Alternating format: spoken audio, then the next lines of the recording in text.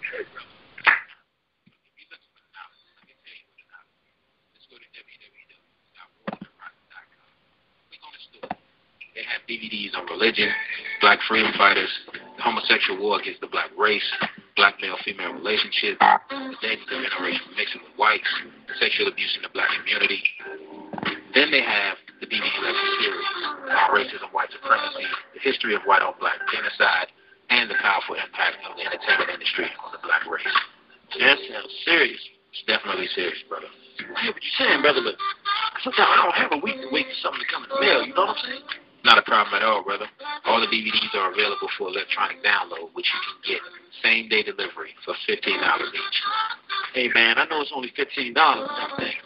The economy kind of rough, you know. Brother's pockets kind of tight, too. Look, brother, that's not a problem at all. For $1 to $2 a piece, you can order any radio program available on the site. Man, so look, y'all got any sisters down with this thing? War on the Horizon, sisters? Of course.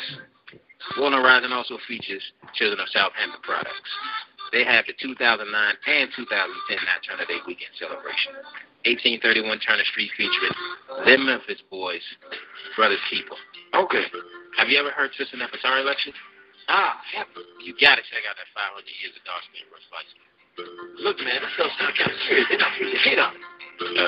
Yes. Huh? You hate being oppressed, don't you? Whoa.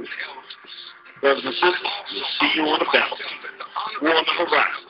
You gotta run. This content may not be suitable for U.S. neighbors only. The devil ain't got horns, he got buttermilk skin. It's time to make this cracker pay the penalty of sin. Let's stand on for the color of our skin. Say back like that, let's begin like.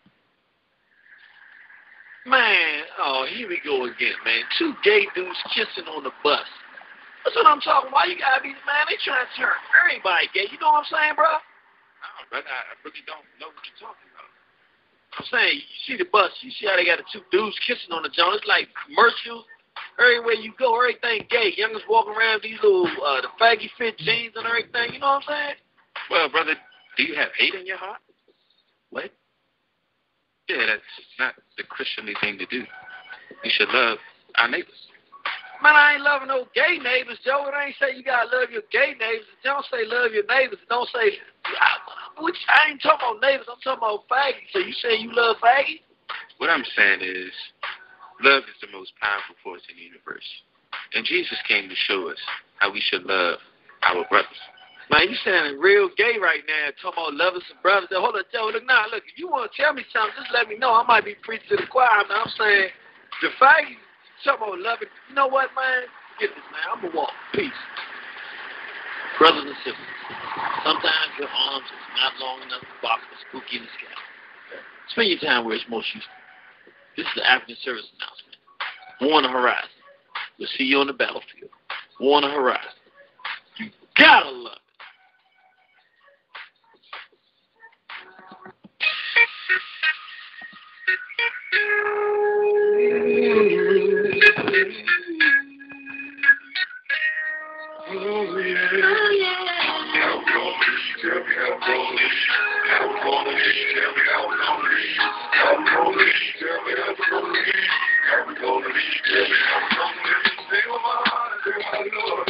There ain't nothing in the world that I won't do.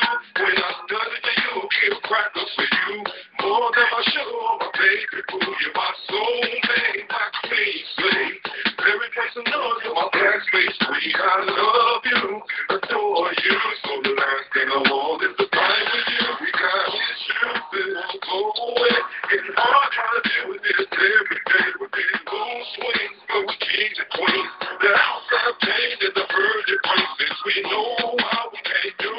But it's working hard now. We got to. Now we gonna love.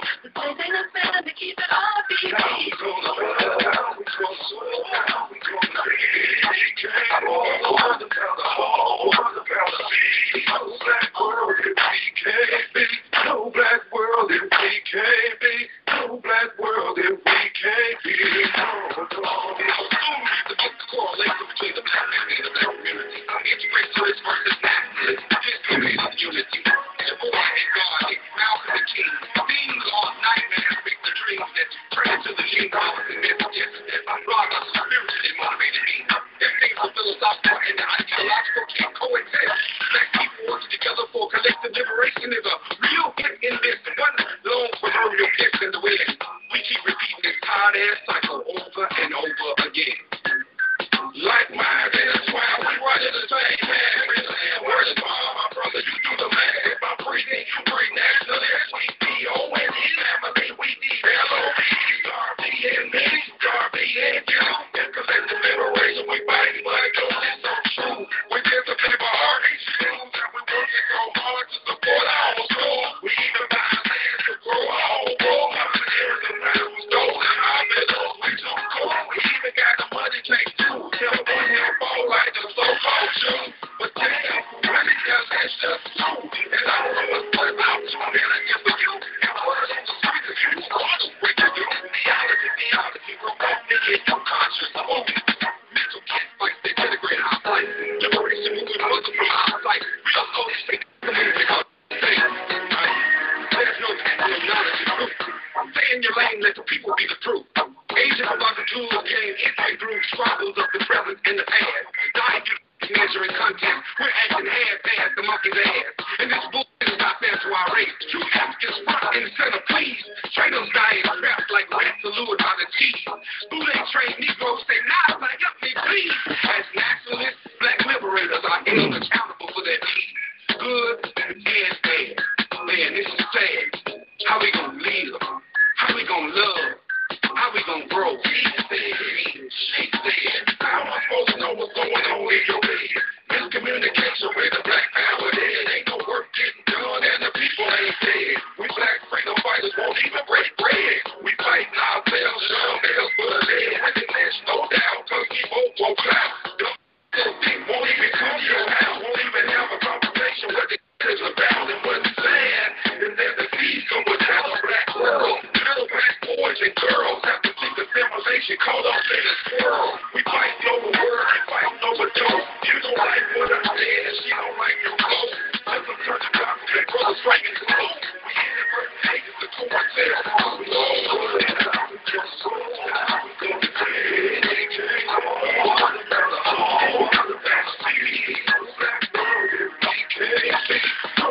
world if we can't be, no.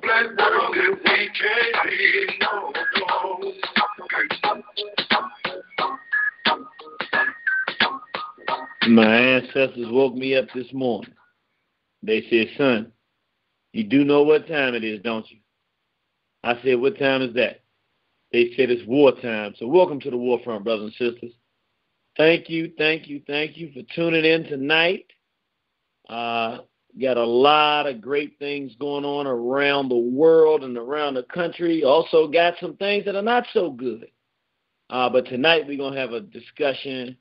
I don't know. It's going to be bittersweet tonight because on the one hand, we have the best book and new author on the market today. Every black man across the planet is jumping up and down anyway, the strong ones, the men, because they like, man, we got a sister on our team and she's got our back and she's trying to help us keep our families together. And we thought it was all lost, but we got one on the team. And so that's the good side. The bad side of it is that now the number one selling product of One Horizon, it ain't nothing to irritate Jenny produced. I don't know how I feel about that. I just don't know. You know what I'm saying? I mean, I had to figure out about that. But you know how it is. You know, sister want to come in and start grandstanding. But that's fine. I'm going to figure this out. I'm going to think about it. I'm going to figure it out. It is what it is, though. You know, they say the cream always rises to the top. So Sister Lady Shabazz is going to be on with us tonight. We are going to have a discussion about God's gift, the baddest book on the market. As a matter of fact, I'm sitting right here right now, and I'm slipping a little bit. Give me one moment, brothers and sisters, because I got a regular copy, but I got to get my personalized autograph copy. Hang on right there, brothers and sisters. Just 1 second now, 1 second.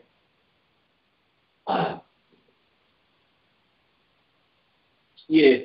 And I know some of you out there are going, well, why don't I have a personalized copy? Because you'd have to irritate Jenny. So even if I don't have the number one selling product for 2013 on the One Horizon website and with our information and things of that nature, I actually have assigned autographed copies, autographed in red too. I've never seen nobody autograph a book in red, but I'm not going to.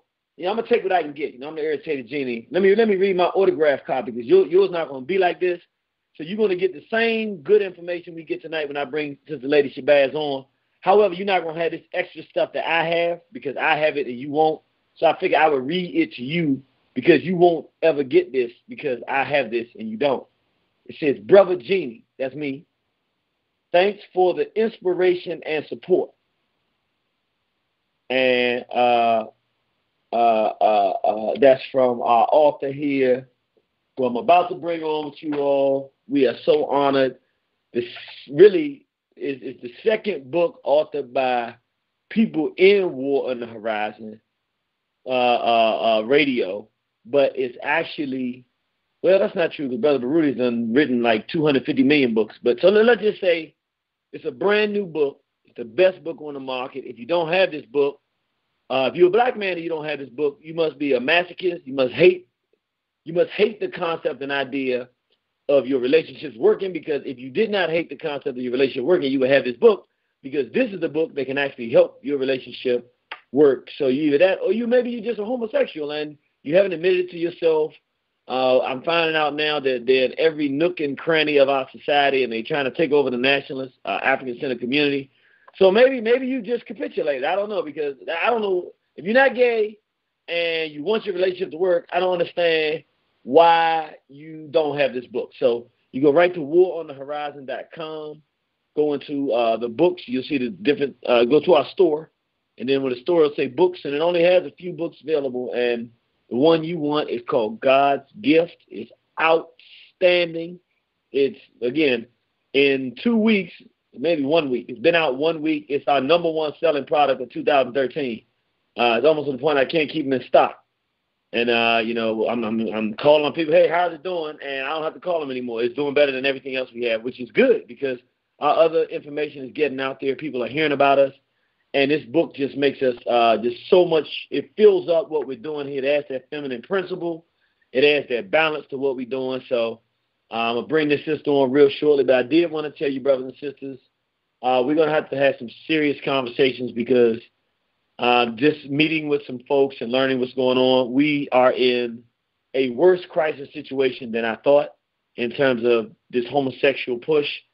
They're lined up on every different side and angle, and they're moving in on every single aspect of our existence.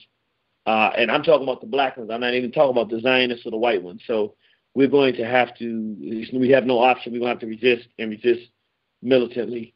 And that's a discussion we're going to have in the future days. But without any further ado, I'm going to bring on the baddest author.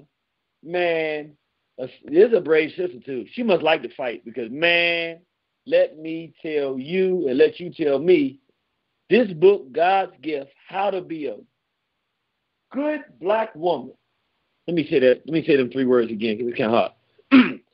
Good Black Woman. Now, this is the even harder part. That flowed pretty well, but to a strong black man. Hold on, wait a minute. I don't even know what to bring on, because I don't know if this is my sister, Lady Shabazz. You in the house? Yes, sir. How you doing? I'm doing good, but I'm trying to find out, is this a fiction book? I hope not. It hasn't been in the past. Hopefully we can get our condition back there to where it won't be in the future. Okay. But that makes me feel good. So, first, start off. Tell us a little bit about what inspired you to write a book entitled God's Gift: How to Be a Good Black Woman to a Strong Black Man. All right. And before I do that, I just want to let you know that the book was signed in red out of respect, because normally I be signing my stuff in pink or fuchsia, but I couldn't do that and give it to the irritated genie of South Beach, so I went for red instead of pink. That was perfect. That's like red for like white blood or something like that. I just thought it was a little bit more masculine than pink. I just couldn't see sending you a book with a hot pink. Okay, I can work with that. All right, I like that. I feel proud now, so I'm good. Yes, sir. How the book came about was actually just taking a look around and seeing how little black women knew about being black women. I have a lot of little cousins, and they're crazy. Most of them, not all of them. If you're listening, I ain't talking about you. I'm talking about the other one. But a lot of them are kind of crazy, in their youth, and I always saw them discussing with each other, what should I do in this situation or that situation? My man did this or my baby daddy did that. And their answers to each other were off the hook. It was crazy. So I said, you know what? Somebody has got to teach the younger generation how to be better mates because, they're having babies, they're reproducing, and there's no stability there. And as I started looking around, I noticed that this wasn't just a younger problem. This was a problem for people my age and even older. And that's why the younger people think the way they do because we've kind of instilled this in them. So it kind of expanded and became something for everyone. There were times when people would ask me for advice on good relationship books to read, and I'd have to give them like 7 or 8 books. And it really didn't address everything because it wasn't from a Black perspective. It was kind of trying to piece things together, and there were still missing pieces. So one day my friend was saying, well, why don't you just write a book and make it easy? I don't want to buy all these books. And I really wasn't going to do it. But the more I thought about it, the more it made sense. And I had a couple little people prodding me to do it. So I finally decided to sit down and write a book with most of the things that I think Black women need to know. Wow. Well, we're glad you did that book. So why don't you do this? Why don't you give us a basic overview of what the book is designed to do. What is the purpose? Maybe if you had to say it in a short synopsis, you wrote this book and you expect it, or you would like for it to have what effect? I think that it will just create a better generation of women. That's why I said how to be a good Black woman to a strong Black man, because Black women are so worried about being strong, and we really don't know what strength is. A lot of our strength is actually weakness. But we're so worried about being strong women that we forgot to be good women. And by being good women, we will be strong women. But we have to have a strong man to be that good woman to, or else it's really not worth even attempting. But once you have that strong, decent man, then it's time to start learning how to be a good woman to him. So now you made a statement there, and I want you to kind of give us a better idea of what you mean when you say that. For everybody that's listening, the phone number, the dial-in number is 760-569-7676.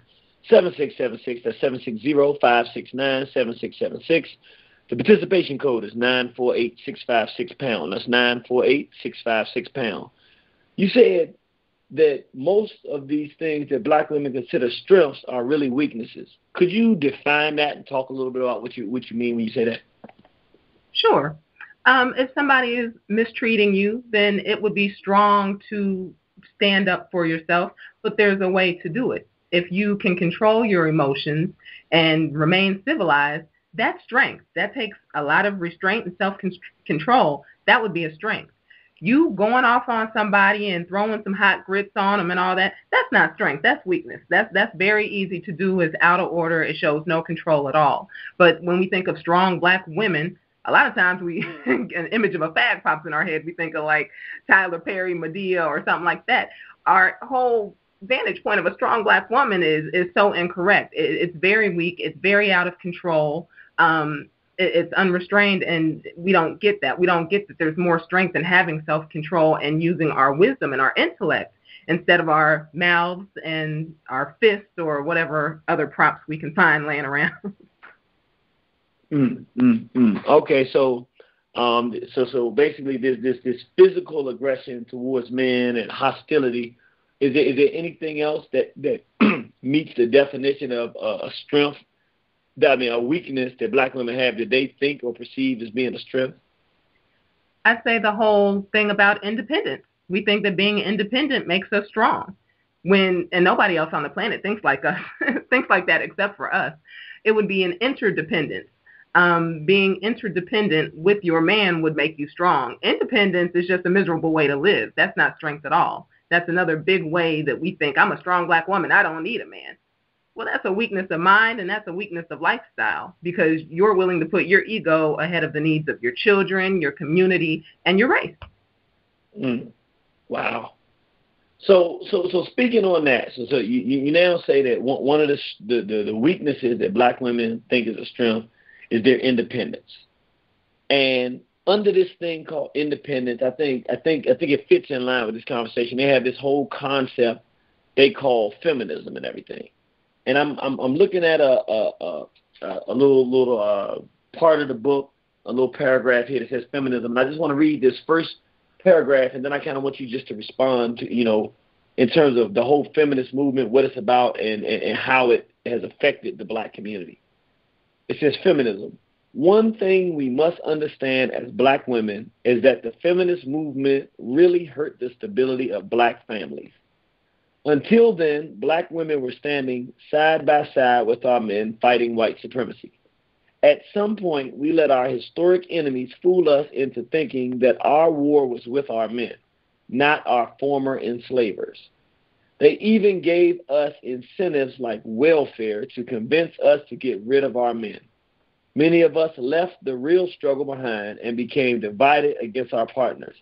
A house divided cannot stand. Can you talk to us a little bit more about that? Sure. And I would also suggest anybody interested in that should go to YouTube and type in Black Widowism, because I did a show, my last show that I did was about this subject, and I talked about the difference between white feminists and black widowists, because there's a difference. White women have always been oppressed, so they have a right to be feminists, but they do it in a way that benefits them. They're not reckless. If it comes time where they need to unite with their man to keep their supremacy or perceived supremacy, they'll do it. Black women don't do that. Black women will fight against their man, and it doesn't matter who's hurt. It doesn't matter if the community is in shambles, if their children don't have fathers, if everything falls apart, it doesn't matter, because we're not working in any kind of sorry, I got a little bit of an echo. We're not working in any kind of intelligent way, because if we were intelligent, we would realize that the only people who have really oppressed us since we've been here have been white people. We haven't been under the rule of black people in America, under a black man in America. And even now, even if you're in a marriage, the person really in control a lot of times is still the white man. If you don't like something your husband does, what do? You call the police. If you don't want to be with your husband anymore, you leave them, file for alimony and child support. So it's still really the white man controlling things. So feminism was never really anything that black women needed to get into at all. For a long time, we were working cooperatively with our black men. And then white women started coming to us and saying, you don't have to put up with him. You don't have to cook. You don't have to clean, because white people don't respect the feminine principle. So they didn't see any importance in it anyway, and they gave us that twisted logic as well. So they started coming to us and telling us that we didn't need our man. They would give us money if we kicked him out of the house and all of this stuff. We should go and fight for women's rights instead of black rights. And so we did it. We went out and started getting, better work than our husbands. We weren't in the kitchen anymore. We weren't scrubbing white people's floor anymore. We started thinking that we were a lot better than black men. We started saying, I'm not going to cook, I'm not going to clean, I'm not going to do any of that. And that's the attitude that we have now. Meanwhile, white women have gone back to the kitchen. They've gone back to homemaking and taking care of their children. If you look at any kind of entertainment show about homemaking, like the Food Network or anything like that, it's always white women. This has become their thing. So while we're out fighting our men and telling them what we won't do, they're waiting, trying to get our men, and oftentimes getting our men and doing all the things that they told us not to do. Now let me ask you a question, because I know some people would listen to that. Some sisters would listen and say, now, wait a minute. You say we fighting our men, but, it's been a standard belief that, nobody stands by their man like a black woman. Many brothers, Marion Barry, when he went through his things and his falls, his wife stood by him. So many athletes and things of that nature, when they fall, their black wives, will stay there and support them. People would argue that if something happened to Obama, maybe Michelle Obama might support him or something of that nature. What would you say to people to say that they didn't agree that black women don't stand by black men? Just your presence and being there doesn't mean that you're standing by your black man. We can all say we stand by our black man, but when he comes home, is he living in hell or is he living in heaven? You can be with somebody and it looks good from the outside. That doesn't mean it's good on the inside. Now, I'm not going to sit here and excuse black men's behavior, bad behavior, because I've heard some stories recently that have just blown my mind. Black men are not innocent. But I can't tell a black man how to be a black man. I'm a black woman, and I have no idea how to be a black man, so I can't do that. They do need help. But as a mature, responsible adult, you also know that the only person that you can change is yourself. And sometimes by changing yourself, you inspire others to change. By changing yourself, you can make your condition better. But you can't, change anybody else. You can't point the finger all the time. You have to work on you first. And then once you have yourself together and you're doing what you need to be doing, then worry about them. But as long as you're down in the mud with the black man, then you really don't have any room to talk. Wow. So what I'm gathering from that is that it's not that this book is saying that black men are perfect, but rather you're not doing another book about the issues that black men face. You're doing a book that says, hey, they're not the only ones that are in a bad condition. Hey, black women, we too can do better in our own situations. Exactly, because a lot of times, for whatever reason, and I don't know why, we don't see our role in things. I know for a long time I didn't. You couldn't tell me nothing. I thought I was perfect. I was the perfect mate. I was the perfect spouse. I ain't do nothing wrong. But as I said, with maturity, you're able to reflect and say, well, that's messed up. Well, I didn't take that into consideration. Well, maybe I could have handled that differently. And another thing is because a lot of us are not raised with fathers in the home, we're not used to the difference between men's personalities and women's personalities. So a lot of times we think that men are just these big, bad creatures when really they're just being men. But we've not been exposed to that. And we've been told that anything masculine is wrong. So if they don't treat us like our girlfriends would, then it's a problem. Wow, that's heavy. All right, let me read this because one of the things I love about the book, you have these things in it called helpful hints. I love these helpful hints because for me, it's like I read the book, I love it. But when I want to go back and remember some things that the sister said something good, I always skim through and look for the bold italics, and I find a little helpful hint, and it like sums up a major point that has more detail in it in kind of a short, crisp way. Now I'm going to read this helpful hint, and then I want to talk about a part of it that I think some people will find, particularly black women today, the independent black women today will find extremely controversial. It says, helpful hint. In healthy relationships, men and women gladly serve each other. Now, they okay. I think everybody will be okay with that. Women serve men by providing comfort in various ways. Men serve women through protection, security, and sustenance, among other things. Both roles are intertwined and equally necessary. Never be ashamed to be in service to your man. Devotion is a beautiful virtue. I think all of the things were there, most people would buy, but I think the one little sentence that there would be black women looking at this and just going, I can't believe she said this. I mean, you would catch a lot of heat on this one, I think, is where you say never be ashamed to be in service to your man. Now let me ask you this. I can hear black women saying, I'm not anybody's slave. I'm not doing no service. I'm just not a job. Blah, blah, blah, blah, blah, blah, blah. Could you explain how you think that it's acceptable or legitimate and actually beneficial to a black woman to see herself as being in service to her man? That's just basic femininity. And again, we have to look at our condition because we are the only women on the face of the earth, maybe a white woman, maybe, but even they do it to some extent. We are the only women on the face of the planet Earth who have a problem with serving our men or serving anybody. I don't think that it puts you down at all. To me, I love it. You have to change your attitude. Karma or natural law or whatever you want to say, whatever you put out is what you give back. When I ask people to do something, generally they'll do it, a million times over. Why? Because I'm always in service to somebody. I serve men, I'll serve women.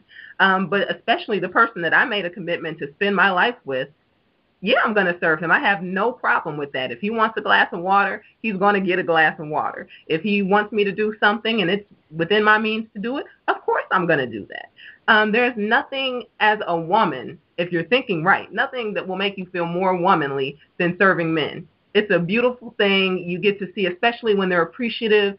Maybe you cook for them and they really enjoy your food or something like that. They really appreciate whatever you've done for them. That is a really good feeling.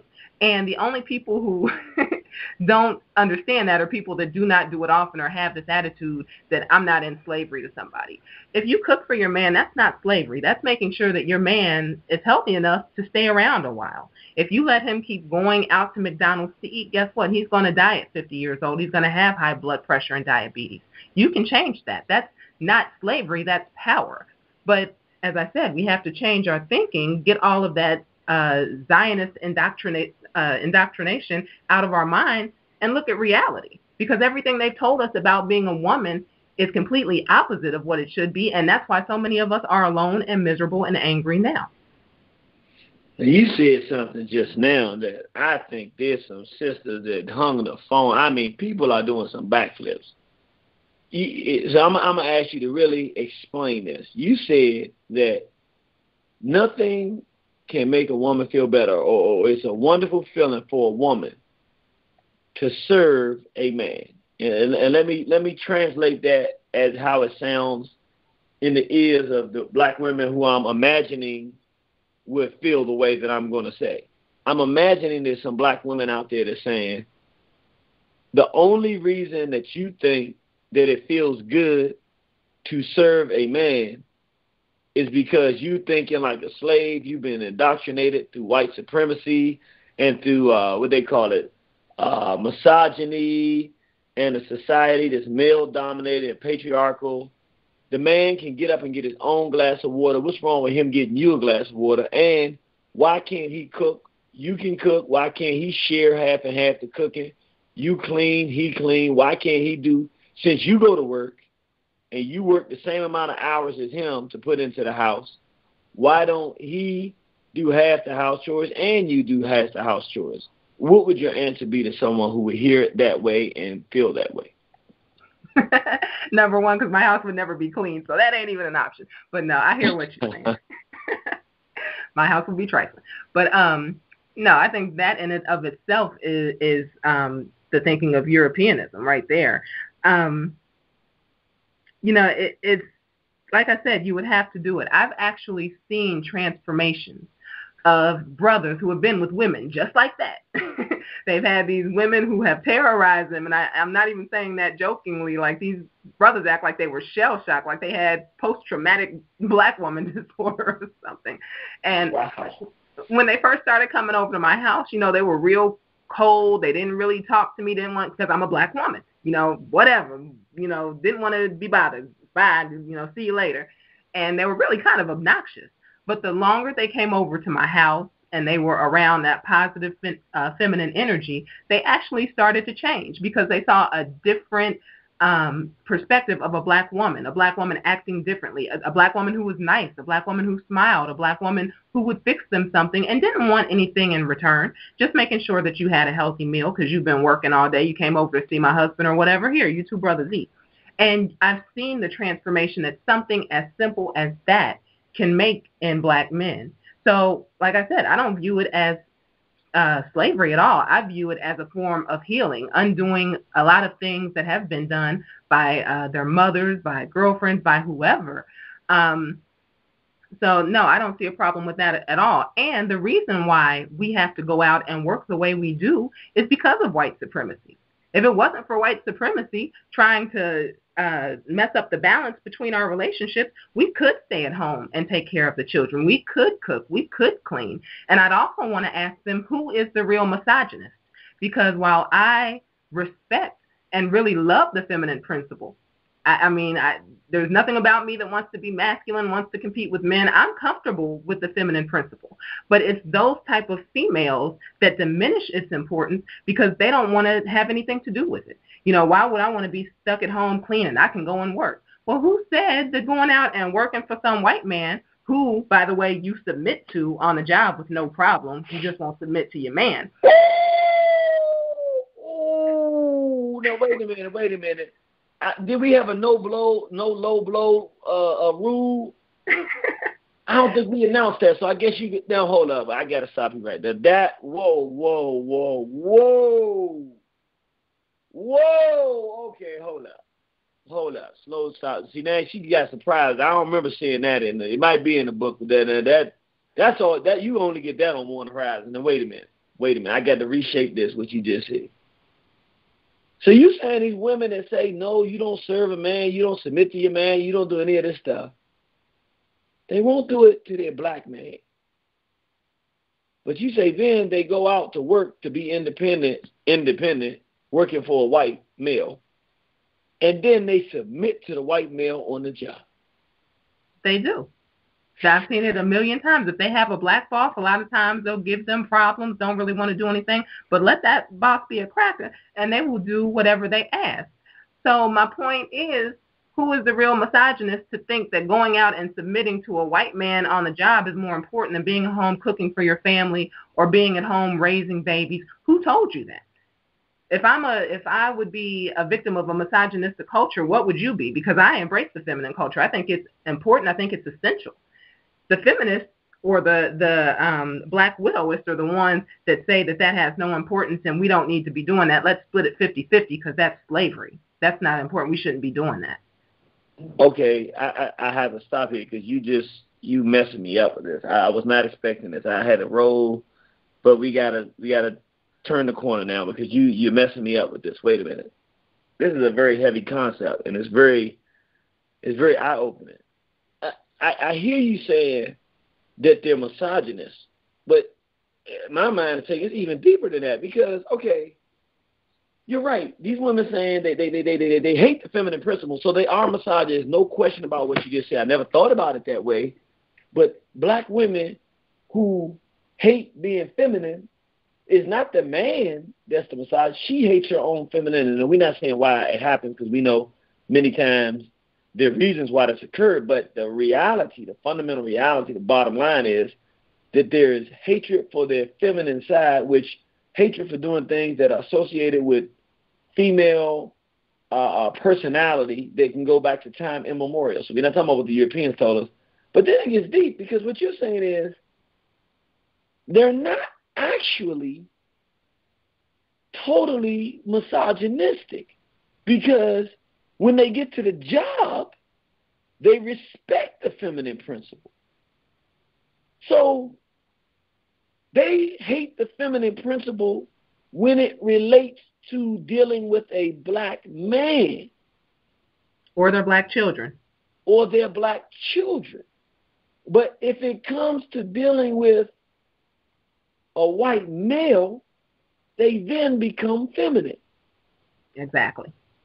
So that is almost a carbon copy of the slavery system where the black woman had to submit to the white male but did not have the same right. At that time it was forced. She could not be a wife and a loyal member to her man because he wasn't protecting her. But now you're saying that the black woman will go to the job and will submit and be feminine to the white male and love the feminine principle in service to the white male, but won't love that for the black man. Help me out. Why? Yeah, that's that. Oh, go ahead. Sorry. Why does that exist? It's always been like that, and I really see that. Sometimes you'll see it along the blue-collar type workers, but mostly that's going to be around the professional class of women, which would kind of be, I don't want to say synonymous with the house Negro because that may offend some people. Now, that's not true for everybody. We work and do what we can do to survive. But a lot of times it's that same attitude. The class structure really has not changed too much. So just as back in the day, the house Negro would submit to their authority, a lot of our professional women who are making money and don't want to lose that paycheck and don't want to not be able to have that ability to kind of rub noses with white people and feel important because they're around white people. They don't want to lose that. They love it. So they'll submit, they'll do whatever. Never have I worked in a professional environment where a white man has told a black woman to go do something, whether it's job related or not, and they said, no, I'm not going to do it. I've never seen that. Now, maybe it happens behind closed doors. Maybe somebody else has seen it, but I haven't. Every time I've seen a white man ask a black woman to do something, she's done it.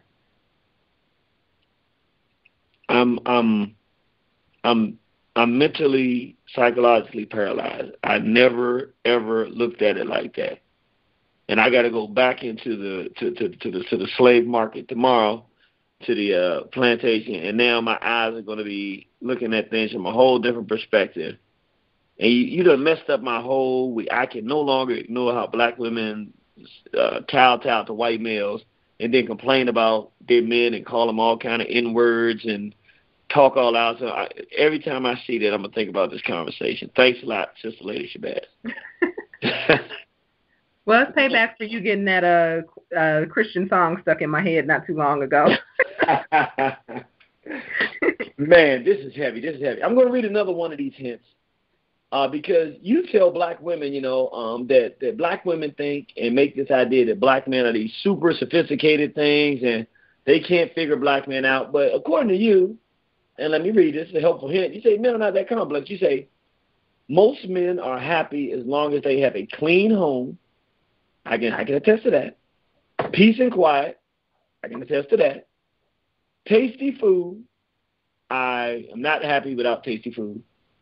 And physical satisfaction. I don't think I need to say anything about that because every brother was waiting to hear that one. They have very simple desires, unlike us.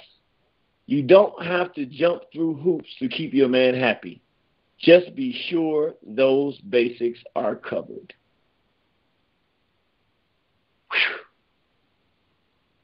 I got to comment on this one. I know I read your help for hitting you both to comment, but I got to comment as a man on this. I can honestly say when I first looked at you sent the book, and I read that one there. I read it, I thought about it, and I said, all the times I can think of, dealing with black women and like trying to figure out why they're complaining. Everything's calm, peaceful, cool, and calm. And they're say stuff like, well, I just don't feel like you love me. And I'm thinking, well, I do everything. I mean, what do you want? Well, I know you get that. You do. You said you want to fly or do that. Okay, what? So I'm trying to figure out what I got to do to love you. But with the women, it's like when I was asking sisters what it is they want to be, they have no clue what they want to be happy. But no matter what you do, they're not happy. So men tend to, if they like me, be like, I quit. I don't try to make you happy. I'm just going to be happy myself and do what I'm doing. If it works, it works. If it don't, it don't. Because I can't make you happy because you don't know what it's going to take to make you happy. But now, unless you're overlording power over me, and then when you do that, then you don't have any respect for me because you say, why is he so weak? So, but in the reverse, I'm always able to tell women what I want. Like, it's real simple. Like, now I'm just saying, the meals haven't generally been an issue, but, let's do this. I mean, it always, look, I just want some peace. I don't want to be arguing. I just want peace.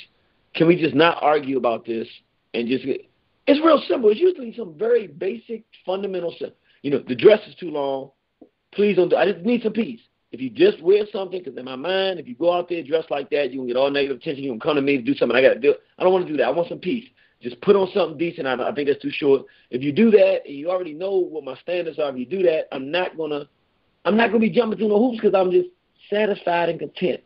What is it about men that, and I really believe what you say, I think you hit the nail on it. When I read that, I was like, wow, this is it.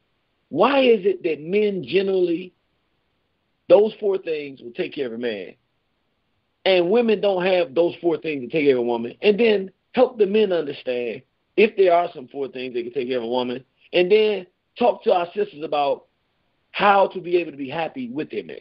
I know it's a lot, but you can do it all. You ladies back.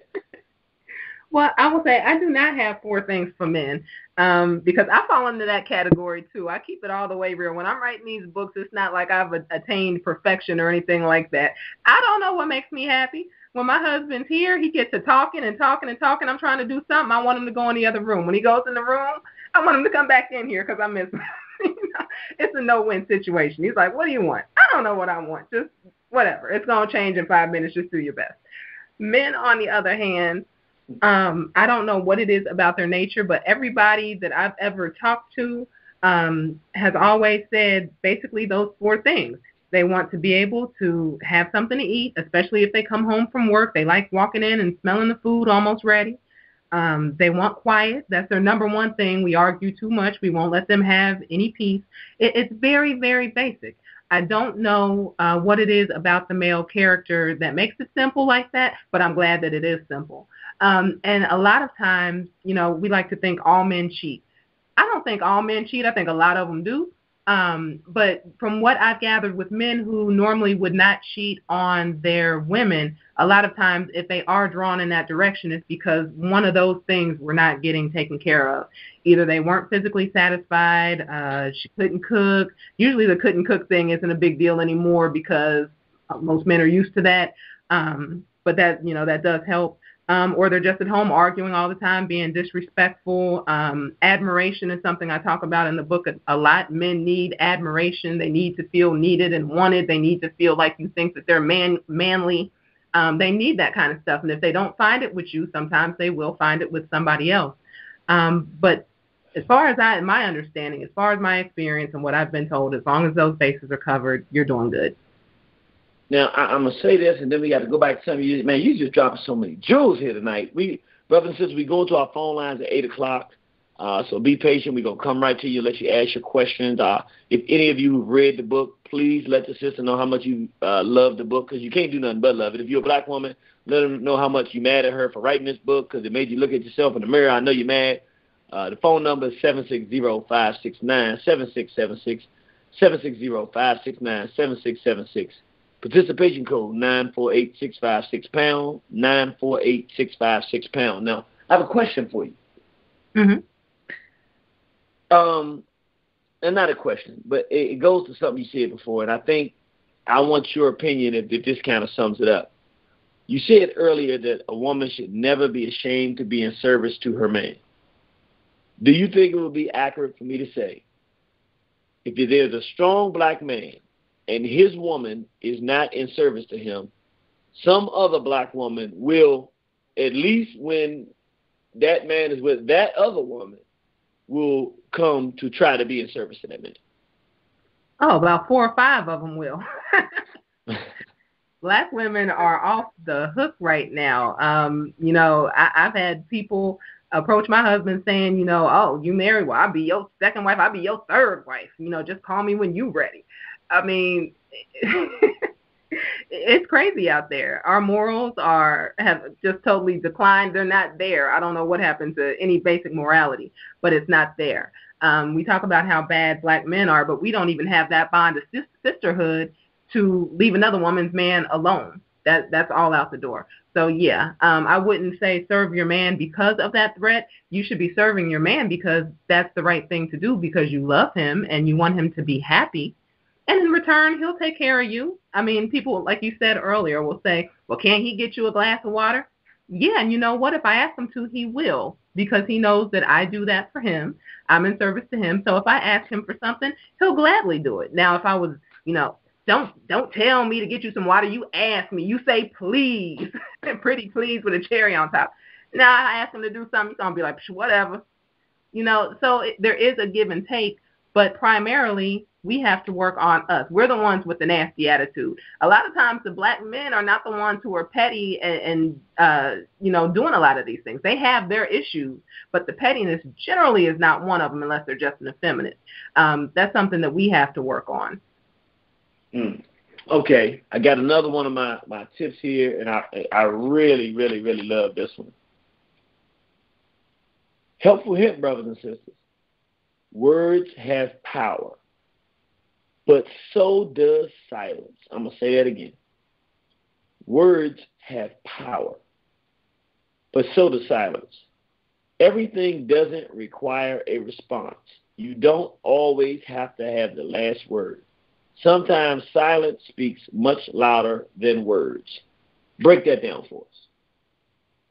Well, a lot of times we feel like we have to be heard, we have to be belligerent, and that's the only way to get across that we're angry. That's completely not true. There's several ways that you can let somebody know that you're angry without being belligerent. You could tell them in a respectful or a tactful way, or, as I said, sometimes you can just be silent. If my husband says something that's out of order to me, Now, if I would respond to that and be belligerent, then that's putting me on his level. Now we're arguing and we're on the same level. He's probably not going to feel the need to apologize and probably not going to see where he's wrong.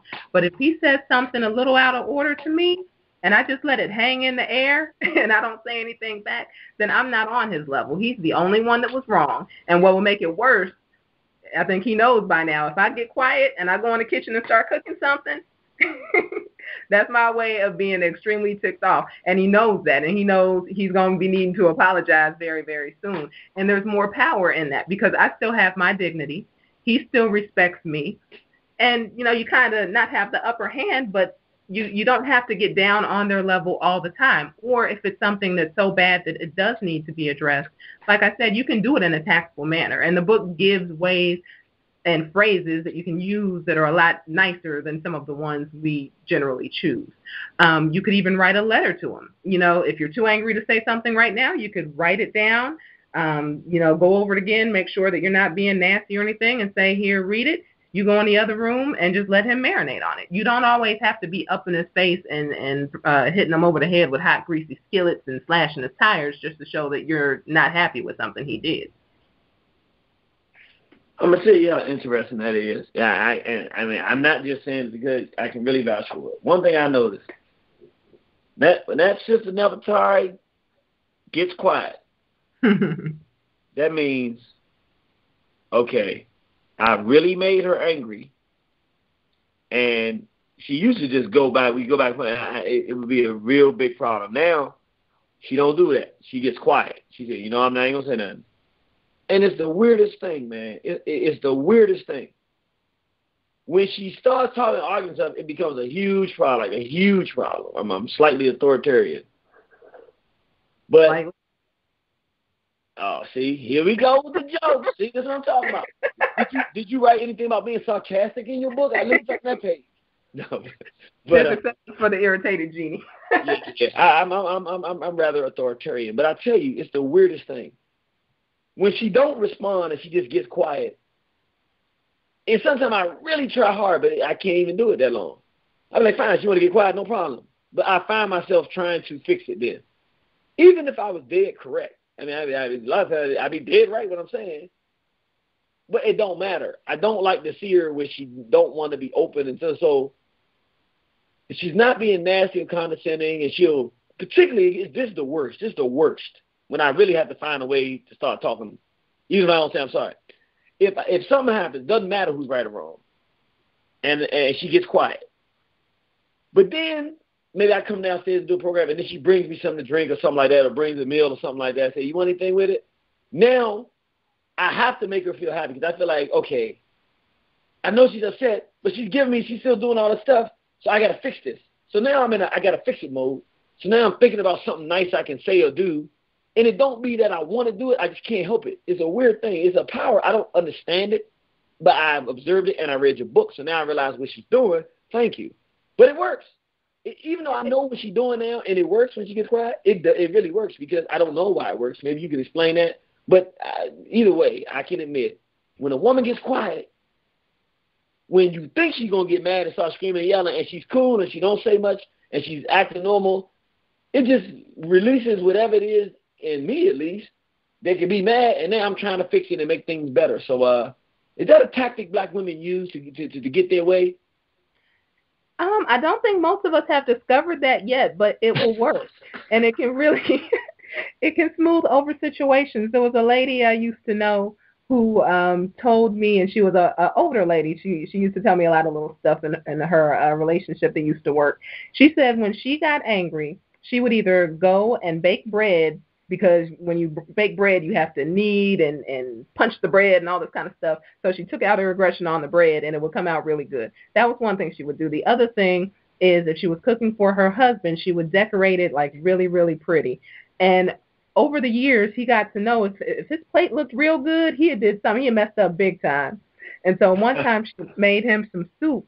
And somehow she had, there's a spice called paprika, and it's bright red and it's colorful, real pretty. She had actually, on top of the soup, made a heart design with this paprika. And he saw that and he said, oh, Lord, I done messed up. She about to file for divorce. And what's going on with this? But he said that to her when when she brought him the food, like, oh, I must have really messed up, and it turned into a joke. So it went from a really tense situation that could have escalated into maybe, the way we act sometimes, the police being called, into something where it was a joke between them, like, yeah, I must have messed up, yeah, you did, just from looking at that bowl of soup. So it sounds kind of crazy and like it doesn't work and it's unrealistic, but for those of us who actually use that, it actually does work. My husband knows if I'm quiet and I go in the kitchen, you better be apologizing real soon. Dang, I'm just so blown away because you out here fighting racism, white supremacy, and you're doing all this stuff, but you realize even as a grown adult that you don't, and like at least for me, I never formally learned a relationship. I didn't have a father in the home, so I didn't learn how a man's supposed to be with a woman. I didn't learn all these nooks and crannies and the invisible world of a relationship and how to make it work. And when a man has to know that, okay, my woman's had enough, I gotta take care of this. Or when a woman knows, hey, let me just chill out because I can blow this over. And I'm learning so much from what you're saying. I think the family is too. I want to do one last thing because you mentioned it, and then we're going to go to our phone lines. But I thought you said something that was so relevant. And I really want you to, nail that down and talk about it a little bit. Then we're going to go to our phone lines. You said that black men need to have positive, I'm paraphrasing, that they need to have positive things said about them. They need to be built up. They need to hear good things about themselves. Talk about that. Well, ever since we've been in the Western Hemisphere, all black men have been emasculated. I mean, for the longest time, they were called boy up until, a couple decades ago. Everywhere they go, they're told that they're no good. They're looked at as criminals. Doesn't matter what their credentials are. They're criminals. Their life's on the line daily just walking out the house. You never know if a cop's going to think you look like somebody and shoot you or whatever. And that's something that black women, for the most part, don't have to deal with. We have to deal with our own set of things, but not on that level. So when your man comes home, that's the time to build him up. And a lot of times we do the exact opposite. We might see a little bit of an ego, and we think, okay, we got to break this down. We got to destroy this. He think he all that. So we'll say a lot of negative things, or sometimes even we'll say negative things trying to get a positive result, and that doesn't work. You need to, focus on and look at the good things in your man. You might, instead of saying you're late all the time, say, I appreciate how hard you work for the family. Little things like that. If he's strong, tell him he's strong. If he's making your life easier, tell him, my life is so much easier because you're here with me. You do a good job. You're a great father. You're a great spouse. There's nothing wrong with saying those things to your man. But for some reason, we've become so hard and so tough that we don't want to say that. And sometimes nowadays, men are so used to not hearing that when you do try to tell them that, they think that you're just trying to get something from them. So we have to reverse that. We have to say that enough and be encouraging and positive enough to where black men get used to that and they can accept that and actually absorb it in and start to believe it themselves, because a lot of them don't. You always make these good points. I'm going to say this and then we're going to go to our phone line. I'll tell you a story. A brother I know very well. We were sitting down having this exact conversation, and the brother literally said, brother, my woman is mad because she's not smarter than me. She has all these degrees. I don't have a degree. But I read, and I'm a man that cares about his race. So I learn what's going on. I study to comprehend the world. So I just have a better grip of understanding. But it doesn't mean anything to me. But to him, but to her, he said, she is upset, and it bothers her that she is not more intelligent than him. And she knows that she's not more intelligent. And when they have a disagreement or something, and she looks up what he's saying or considers it ends up, that he is correct. And instead of appreciating the fact that her man has that perspective, she's jealous and upset behind it. What is your thinking on why that is? And how can a black woman help to change her mind from that? How should she view a man who's very intelligent and has great wisdom? Well, common sense would say that you should be grateful for that. But again, white supremacy has led us to believe that we should be the most intelligent, we should make the most money, we should, everything. We should just be basically the head of the household. And how can we be the head of the household if this man has the nerve to learn more than I know? To me, that's crazy. Everybody knows more than you at something. And the purpose or the goal should be to balance that out. And that's specifically what I did during my courtship. I knew what my weaknesses were. So I was looking for somebody who was strong in the areas that I was weak, and I could cover their areas of weakness with my strength. So I'd say the black women who have that problem, just because they're smarter than you as far as maybe history or nationalism or economics or whatever it may be, there's a place where, you're an expert. Focus on that. We're so busy a lot of times as black people trying to bring each other down. Even outside of male-female relationships, that we never just let somebody shine. We never want to encourage somebody to just be the best that they can be because we don't want to be the best that we can be. We want to compete all the time, and that's so counterproductive. And that's something that we definitely need to stop doing. Focus on yourself. Focus on improving yourself. If somebody knows more than you, then get a book. Stop reading Ebony and Jet and Essence and watching Oprah's network and all this foolishness. Crack open a book. I mean, and not 50 Shades of Grey or whatever fiction novels out. Get something accurate. Get some nonfiction. Go to a black bookstore. Avoid the novels. Get a book and learn something. And maybe you'll know something too, but you can't hate on somebody that knows more than you and they put in the work and you haven't. I think what they should do is go on OneHorizon.com and go to the store and purchase a book called God's Gift, How to Be a Good Black Woman to a Strong Black Man. That too. All right. Well, with that said, we're going to go to our phone lines. Man, this is a good program. I'm really, really enjoying this. Call up, brothers and sisters. I know you got something to say to the sister. It's an outstanding program. 760-569-7676. That's 760-569-7676. Participation code 948-656#. 7730. Live on One Horizon.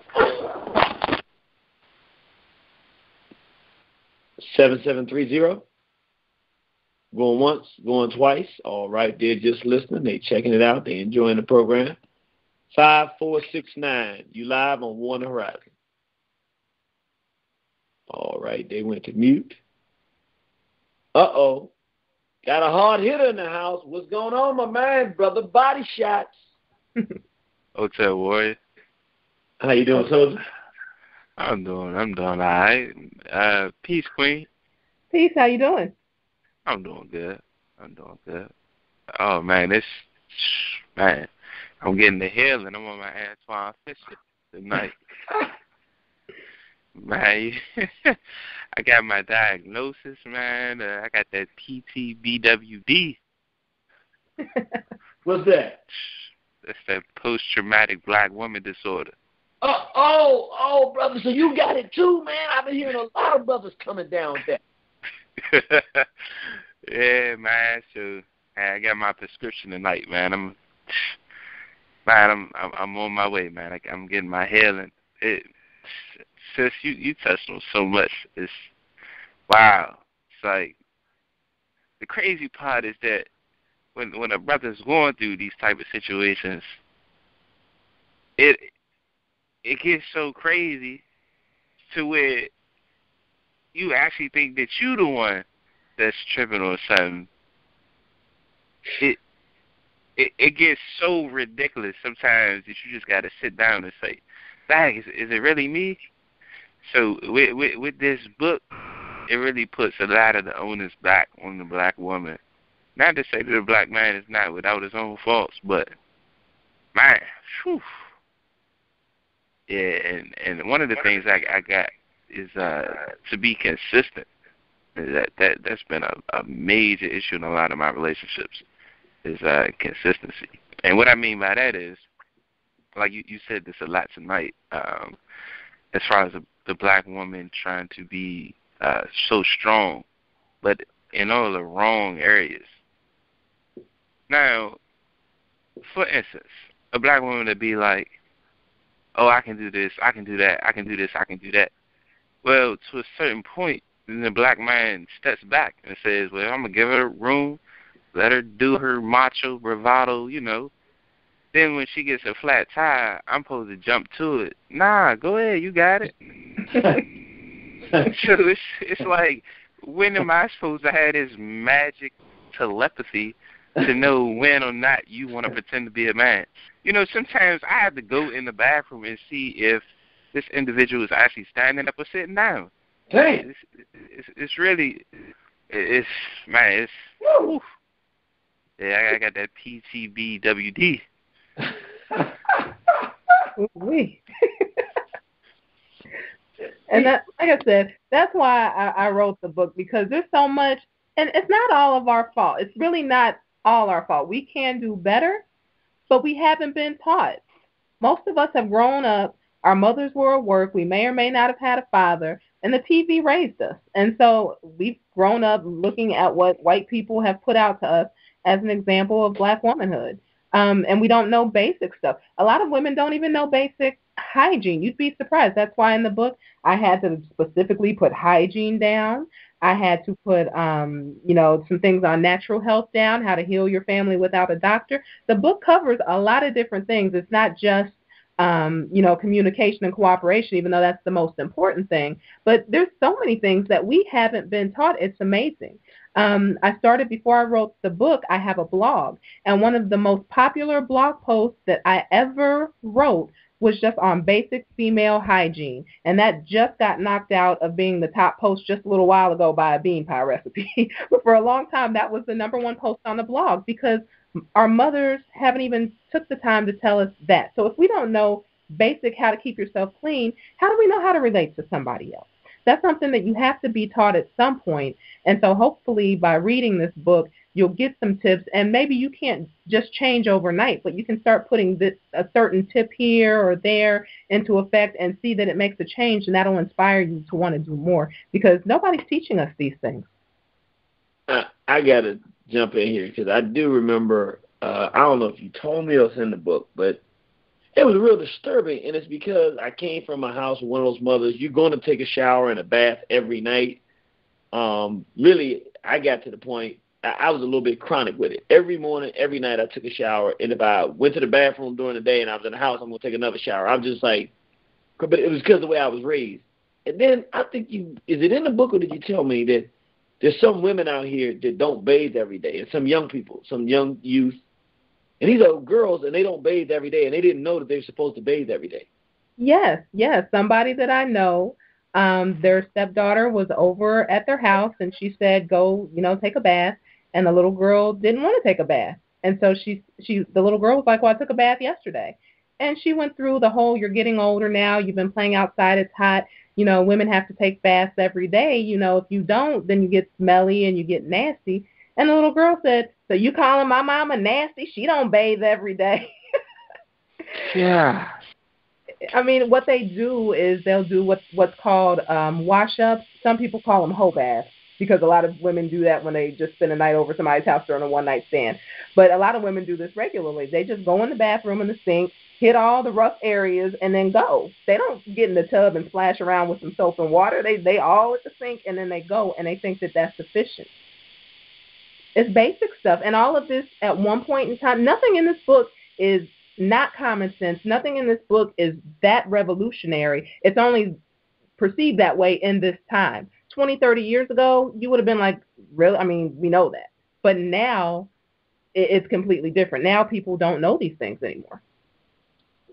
That is so, sometimes, again, like I said, the simple things that we miss. I didn't realize that it was that bad. But wow, that's pretty heavy. Brother Body Shot, you got something else in here, man? Yeah, I had one more question. Now, I haven't got to this part, or to know if it's in the book. But what are your thoughts, Shabazz, on the feminine aspect of logistics? And when I say that, when I was growing up, my mother handled all the logistics, so I automatically associated that with the feminine principle. What I mean by logistics, all of the doctor's appointments were scheduled by my mom. When we went to Disney World, she scheduled the hotels, the rental car, the airport. Shoot, that's what I mean by logistics.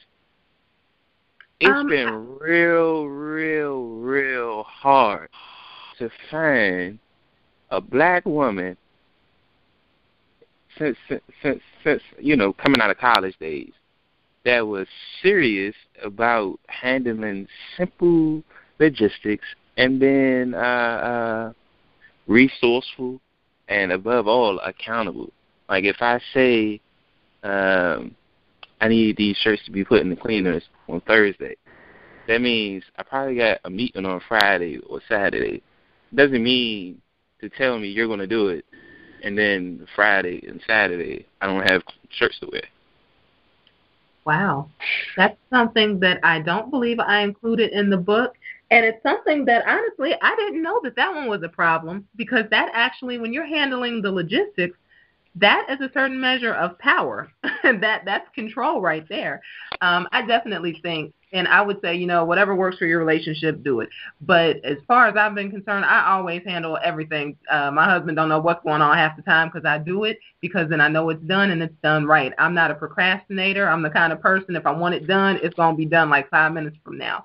And that's how I like things to go, and it runs smoothly. And that's generally the case with most women, or so I thought.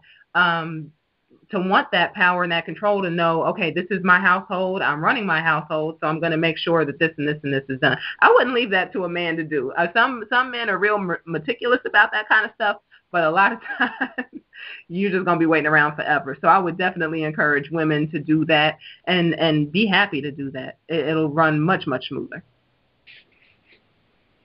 All right, brother. Well, did the sister give you all the answers and the healing, the healing that the brothers are looking for? Yeah, I got it, bruh. Yes, sir. Well, we appreciate you, brother. Stay strong, and we're looking forward to that lecture, the secret relationship between small hats and black leaders and small hats, coming up. When is that coming up? March what? 23rd. March 23rd at Secrets of Nature? Yes, sir. All right, bro. We're looking forward to that. We appreciate you, and we definitely see you on the battlefield. All right. Be before you. Be before you. That's really funny, Jeannie, that he brought that up. That's something that I hadn't thought about. But when we talk about black women and wanting to be in control and do it in a feminine way, that's a way to control so much of your household. And that's something that would be welcomed and appreciated. That's what I mean by our minds not really working like that, to think that would be a burden or something we don't want to do, where that's actually giving you the control that you want so bad. Man, this is a good conversation here. 383787, you live on Warner Horizon. Hey, my brother, Irritated Genie, this is Dr. Issa. Oh, brother, Dr. Issa, how you doing, brother? Man, I'm thoroughly enjoying this show. I must admit, Sister Angela, my wife is from West Africa. I met her in West Africa. So I'm reading the book, and I'm shocked. I knew it was bad, but I didn't know it was this bad. Because my wife is from West Africa, she comes from a very strong lineage that goes back many, many, many generations. There are cultural norms on male and female relationships that are within the culture, right? Within the culture. I'm not saying that we don't have problems, but in what I'm listening to and what I'm reading, I'm realizing how blessed I am at this point, right? And in reading some of the chapters, I couldn't help but to think about the power relationships between Africans in the Americas, particularly those of us in the United States, black folk, our relationship between Europeans, a relationship of powerlessness, and the historical relationship between African women and European men. For instance, historically, your African women were always accepted within European society because of enslavement.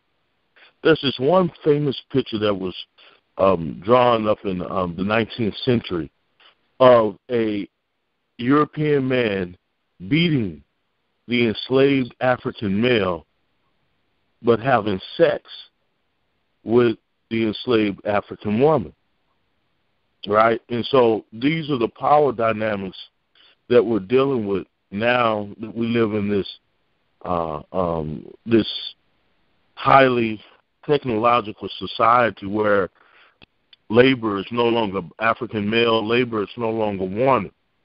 And so the society as a whole has basically said there's no need for the African male. Black women are looking at black men saying, wow, you can't even get a job.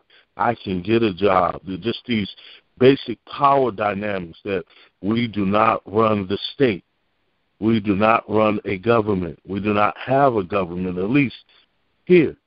And so women are creatures looking for, always looking at opportunities of how they're going to provide for the families and nurture the family. And we don't have that here. And I'm reading the book and I'm listening to you. What do you think about the aspect of black people basically needing their own nation? And do you think that would help our relationships? Because it seems to me that in reading what I'm looking at is power dynamics. But I'm not saying the book is excellent. Guys, the simplicity of the book, the color design of the book from front to back, showing holistic African-black relationship, even the photos in the book, the simplicity of the book, the way it's written, the food recipes, oh my God. I want to use this for my wife and my kids. I'm going to use this weekend. I mean, I love it. I mean, but I can't help but to just overstand and say, wow, we're just looking, we're powerless. Under the dynamics of the society, we're not allowed to hold these holistic, organic relationships. And then we're dealing with, as this is the theme of War on the Horizon, this homosexual agenda that I'm now seeing that is like enraging me so much, thanks to the Irritated Genie. Because had I not met him and read and looked at the videos, I would not have understood what's going on. You know, but back to my original question. I didn't mean to take up all the time, and I'm going to just stay off the air, hang up and listen. So don't take me out. Don't mute me out because my internet is not working for some reason. I'm listening on the phone. Okay. He asked you what you think about us needing our own nation to govern ourselves. Right. Yes, sir. And first I want to start by saying that you are such an inspiration to me. I just want to thank you for everything you've done and for going through everything that you've gone through. There's not a lot of people that do that anymore, and I definitely thank you for that. And just before you do it, could you tell the brothers and sisters out here who might not know who this giant is that's calling, could you tell them who he is? Sure. This is a brother who was a professor at a university, an HBCU in Delaware, who was going around talking about basically how they are whitening the HBCUs, the historically black colleges. And while doing that, he came upon a story that people were actually being lynched in Delaware. Of course, you know, it was hard to believe that was happening during this day and time. So War on the Horizon went up there and investigated it and really helped to bring that story out. But behind the scenes, really, it's been this man who's been suffering, who's been threatened, who's lost income and safety and security for his family. So that's definitely something to be appreciated because he did all this, you know, just trying to stand up for what's right and stand up for his race. So definitely. And if I could just add, he's still fighting. They're still trying to lock him up. And we're not going to change the focus of the program, but we do want to say this brother here, I can attest to it. He's on the battlefield fighting for black people. So we really appreciate the call. And then I'm going to let Lady Shabazz answer that, because that was a heavy-handed question. So I'm dying to hear what your answer is, sister. My answer will be absolutely yes. Our problems exist because of white people, and it will be a lot easier for us to, get a long-lasting solution and put these things into practice if we weren't under constant assault by white people. As I said earlier, this book really, for most people, is not that revolutionary. This is what other women know all around the world, throughout all different cultures. They know this. This is like natural. This is the natural way it should be. But we have not been taught this. As a matter of fact, we've been taught the exact opposite. So sometimes when we actually hear the truth and it comes to us, we'll reject it because it sounds weird, because it's not what we've been hearing all along. It sounds foreign. It sounds wrong. Like you said, it sounds like like you're being enslaved. But if we had a country or a region or whatever, a land to ourselves, where we could take time and get back in touch with the way we should be, where we could deal with, the people that did not want to fall in line. You're not going to be homosexual here. You're not going to be feminist here. You're not going to be misogynistic here, or there is a consequence. We're just going to try to be healthy black people, creating strong relationships and strong families without outside interference. That would be great. Even reading the book, like I said, I'm not perfect. I do the best that I can, and I'm cognizant of what I do now because I know better. But, there was a time, I think a year or two ago, I just stopped watching television because I realized when I watched certain shows, I would act differently the next day. It's not that I would, and it's not that I'm weak-minded or anything like that. It's subliminals, and, you get that one show, you just have to watch it every week. It don't matter where you are, you leaving early to get home and watch that show. And then you see how, the plot starts to get worse and worse, and then, something happens, and you're like, okay, where'd that come from? That's not even how I act usually. So I don't have cable anymore. I think I might have some regular channels on in there, but I honestly haven't even been in the living room to watch TV in about 6 months. If I want to watch something, I watch a documentary or something that's going to be positive or give me information.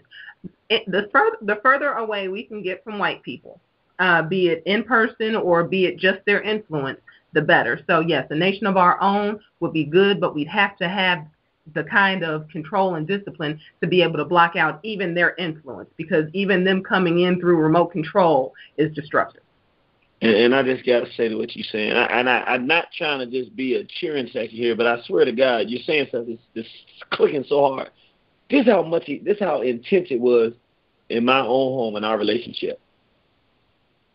I got to the point where, based on my woman, my queen's personality and mentality and how she talking to me and the things she's doing and saying, I knew when she was watching TV. Or better yet, I tell you how predictable it got. When she wasn't watching TV, we'd be fine. I would come in and see her tuned into the TV and tell she'd been watching it all day long, and that might happen twice.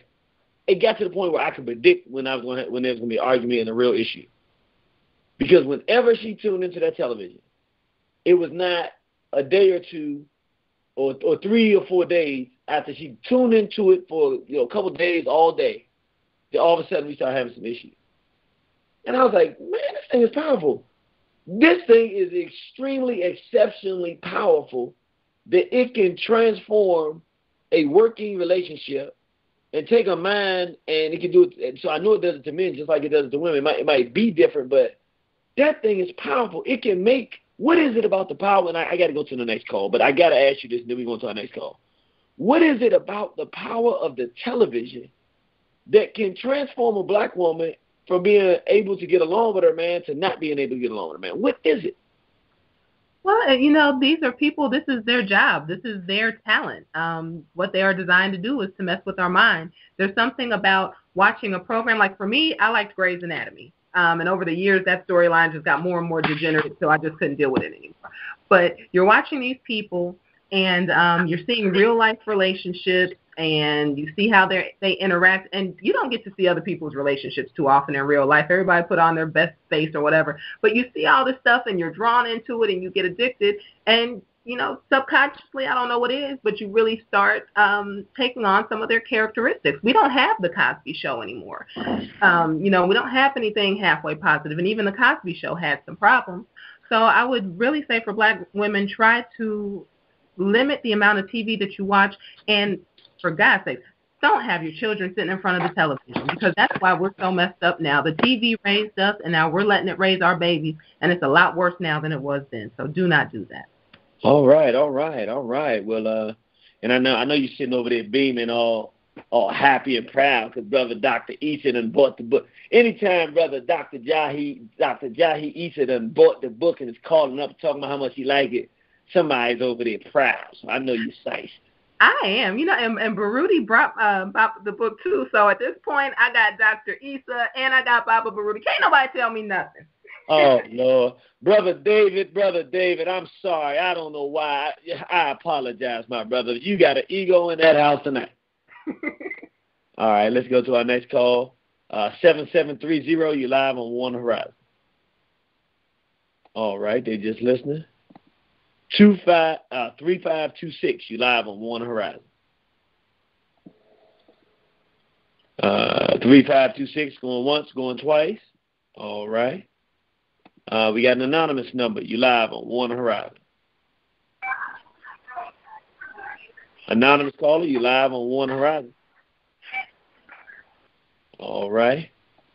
2252, you live on One Horizon. Hello, Jenny.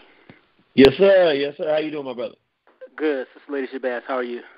I'm great. How are you?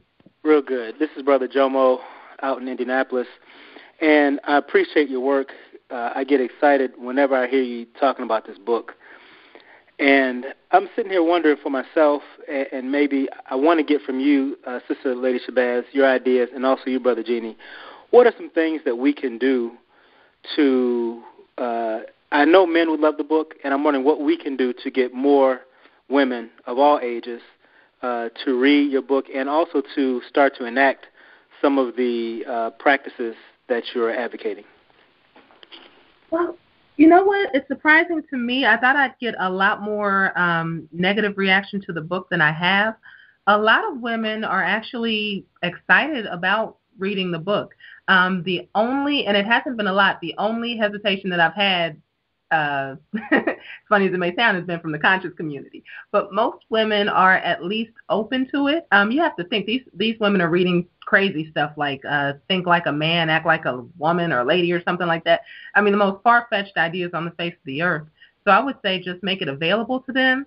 And if you can find one woman who will read it and, put some things into practice, see that it works, and then let her spread the word to the women so it doesn't seem like, this is a man thing, I think that might be one of the better things. That's what I've noticed is one person will read it and say, oh, this is really, really easy, and she'll tell other people and get them that way.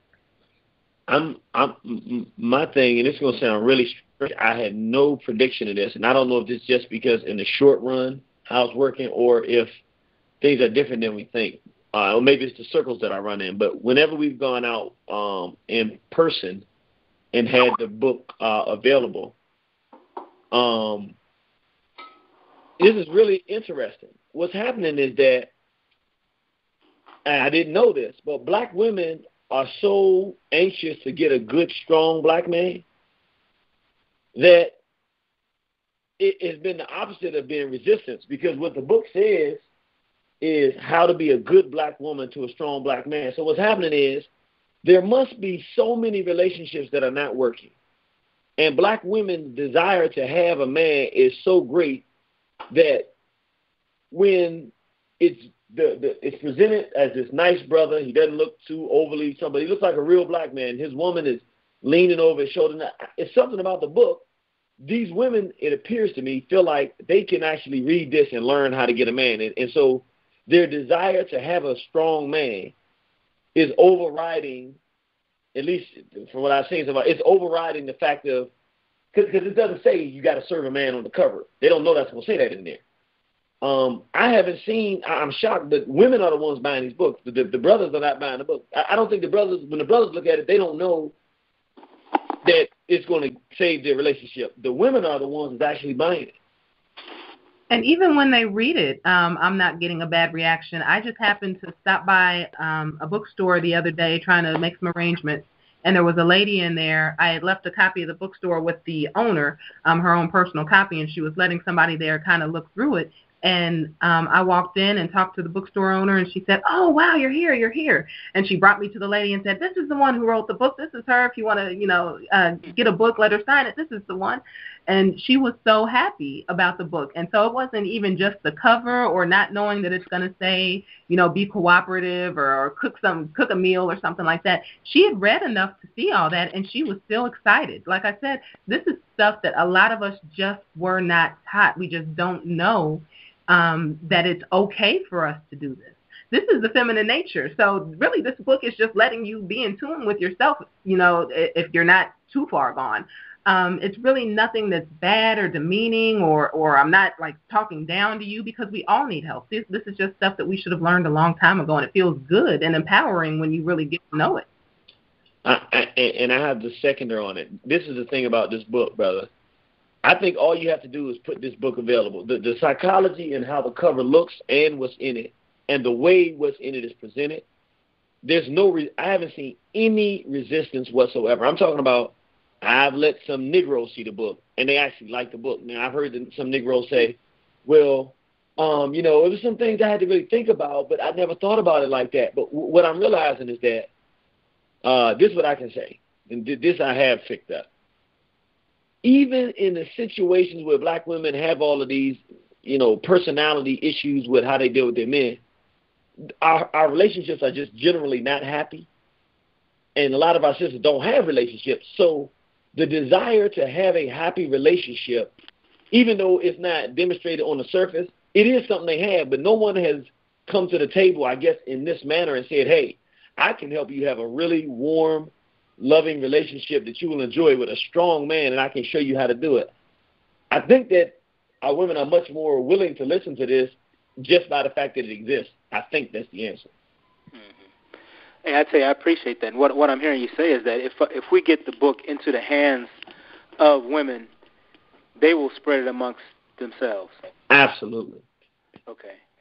Very much appreciated. Keep up the good work, sisters. Thank you so much. Peace. Now, hold up, man. I'm a little bit upset. How you going to get Dr. Issa, Dr. Musa? How you getting all these doctors? I don't get no fudge calling when I'm doing my program. I don't get no PhDs calling when I'm doing. What's going on here, sister? Now I'm offended because I call in every show. Ain't that enough? You ain't no PhD. I'm just joking. All right, we're going to go to my brother, that warlord down deep south. I might be a little upset, though. I ain't see my brother. I don't even know if I should skip over. I'm not going to do it because he's still my brother, because I know we hit that battlefield, what he going to do. But I got to ask my brother, man. I missed you down there, brother. Missed you. We hit that battlefield, what he going to do? My brother Jamario. Oh, no, peace, Jeannie. This is his Queen Bree. I'm calling in tonight. Oh, how you sister? How you doing? Good. How are you? Peace, Sister Lady Shabazz. Peace. I just had to call in because this was a wonderful show. I think it's much needed. The book, I ordered mine, is on its way. But like you said, I think for a lot of sisters, we're not learning things to do to be a good black woman to a strong black man. Because I know myself, me and my husband have been together for 4 years, and I'm still having to teach myself certain things. Like I got to put myself constantly in check. And also, when we ask for advice, who we go to. Because that is a major thing. I feel like I have a couple friends, but I don't ask them for advice in my relationship because, my one friend, she wants to be the man in her relationship. She doesn't understand her role. And when you're trying to build a strong foundation, a strong family with a strong black man, we got to be careful who we ask advice from, because everyone is not going to understand the dynamics of a black relationship. And it was funny because I actually asked her for advice, and she told me to go to a psychic. And I was like, what? She was like, yeah, I called this sister before. She's good. She'll tell you things. I'm like, I don't know, And I got sucked in. I called this lady, and she told me some stuff like, your man's cheating on you. I'm like, wait a minute. Nah. 25. But I think one thing, we got to be careful who we go to for advice. Because if you go to a sister that's, trying to be the dominant factor in her relationship, the man, and doesn't know her role as a woman, she's going to tell you to leave him. Oh, you should leave and try to do this, and he should be doing this. But, we know our roles as a woman. We can be more effective and be a good wife to a good man. And letting him take charge, knowing when to be quiet. Like you said, everything don't need a response. It just don't. You don't have to keep getting on him about certain things. That's very true. And, it's funny that you say that because I know women who will get advice from single women, other women who are single and miserable, and you have a relationship and you don't go to the single miserable person for advice. I know women who will go to their homosexual male friend for advice. What does a gay man teach you about a relationship? Not exactly. And like that brother was saying earlier, things we can do to give this information to sisters. I was talking to a sister today, and I told her, I want to start a sisterhood group because I'm from Dallas. So it's not a lot of strong sisters out here that take the stance that I take. Is mostly the unpopular stance about homosexuality. If we say faggot, they like, oh, no, well, you can't say that. Well, it is what it is. But I feel like we need a sisters group out here. So I'm trying to get something together out here. Hopefully we can get you out here to speak because I feel like a lot of sisters need to see that strong sister taking a strong position and not backing down and staying on her square. Because we don't have a lot of that in the conscious community. We went to an event and we have homosexuals there. Like, really? How we can start building strong black families if we got men with men and women with women? Damn. And that's happening in Dallas. Like, it's so many events I'm just telling my husband I'm not even going to because y'all supposed to be in the know and y'all supposed to be trying to get us a community. And y'all letting faggots come up in here? Like, really? And a little boy seeing this and little girls, and that's okay? Yeah. That ain't okay. Wow. Yeah, yep, so. Yeah. I agree 100%. I think, a lot of people talk about what's wrong, and right now we just need solutions. We all need to come up with solutions. So I definitely appreciate that, and I hope that the book helps you. And you're right, yeah. But Brother Genie has talked about that, about how they've always been in our movement, and now they're coming to the forefront and trying to completely take it over, and we're too afraid to stand up and do anything about it. So that's definitely an issue. Exactly. But I do appreciate what y'all doing. Sister, I had to call in. I was like, I got to call in tonight. Got to say so. You. I appreciate it. Oh, yeah. But y'all have a good evening. Peace. Tell my brother I said peace. I will. And, I want to say two things, and I'm not going to try to jump in the show, so I'm not that authoritative. This is the Lady Shabazz interview. But I got to say, one, I failed to say it, and I missed it, but another reason why women, even after they look at the book and open it and read it, are not upset and will keep the book. What I realize is that it is very apparent without anybody having to say it.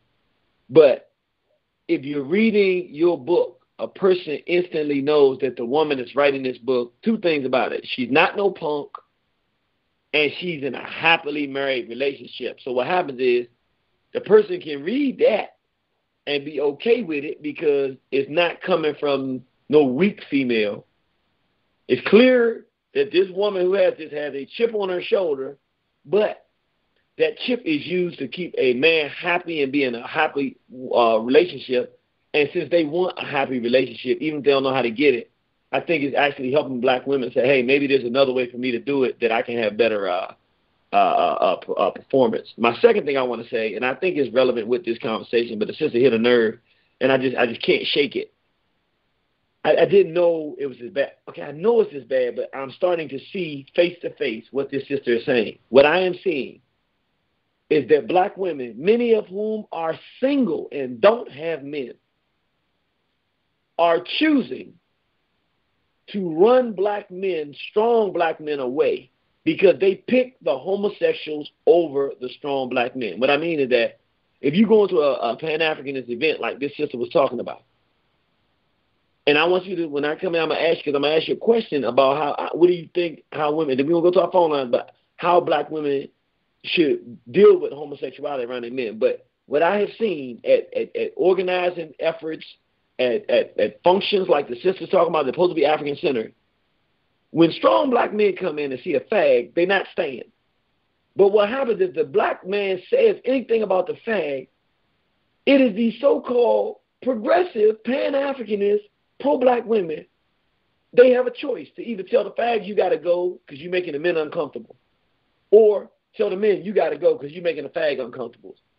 I have not heard one scenario where our black women in today's environment have picked strong black men over fags. Can you speak to that and talk about what you think black women should do in situations where they got to pick between a fag and a strong black man? This should be common sense, but again, it's not. You always are going to side with the man that's doing right. A homosexual black man is not in any way, shape, or form helping you.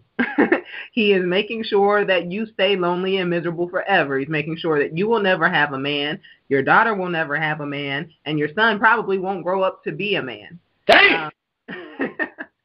They should not be welcome to events. You know, if it comes down to it, if you're one of those people, it's a mainstream event and they show up fine. But if you know it's an event and it's an issue and it's supposed to be strong and conscious, I mean, come on. You got to do what you got to do. And it shouldn't even be that hard for you to do because really you shouldn't want them there either. And sometimes it's hard. You may have somebody gay in your family or something like that, so you start having emotions. But really, we got to get over that. If you're conscious and you're having a conscious event, I forget who I heard say this the other day. The first thing, if you're conscious, you have to be conscious that you're at war. And this is part of that war. And it's just, what is he going to do to help you? These are not... I don't even know what to say. That's such a common sense thing, but I know that we don't do it. We'll take the side of a fag over our man sometimes if it comes down between it. You know, I've seen women who don't want to get rid of their fag friends because, when it makes their husband uncomfortable. Sometimes the gay dude will start talking in their ear and they'll start saying stuff like, well, he got a problem with homosexuals because he got some homosexual tendencies, that he hasn't addressed and stuff like that. And make her start thinking that maybe her man is on the down low or something. Never thinking that it's the gay man that's got the mental issues, not your man. I mean, it's real slick the way they do that and the way they have made us be their friends when they are our worst enemies. I don't know what to say about it. Man, you said a mouthful. Let me go to the next call. Gosh, this is serious. 8507, you live on Warner Horizon. Yes, peace. Lady Shabazz and Brother Jeannie, I'm just listening to the show, and it's very interesting. You've made a point, Lady Shabazz, about common sense, but we all know that common sense is not so common.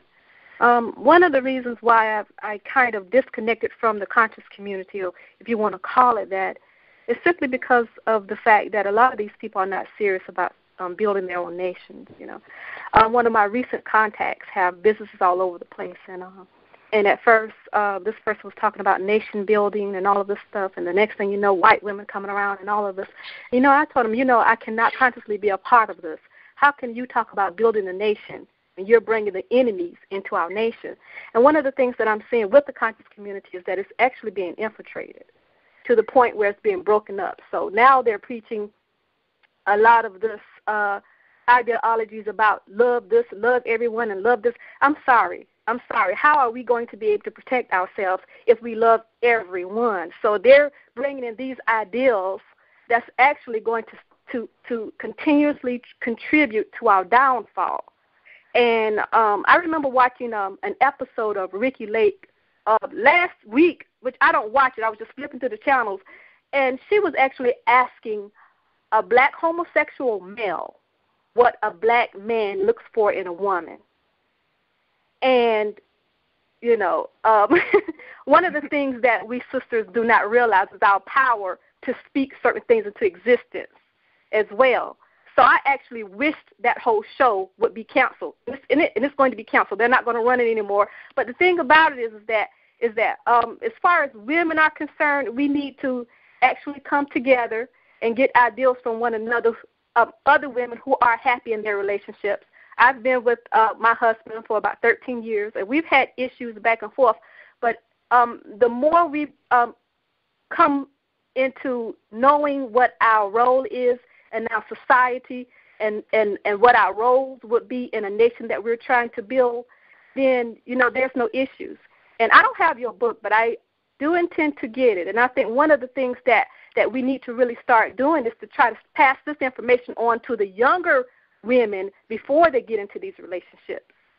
Because somehow I feel like sometimes with the women now, they're so discombobulated with information from the television, watching Housewives of Atlanta, watching these women wear these blonde wigs and all this stuff, and it's just crazy. I mean, sometimes I feel as if there's no hope for them. So my focus is mainly the younger children and the younger women and men that's coming up, because they're the ones that can actually change this and turn this around for us.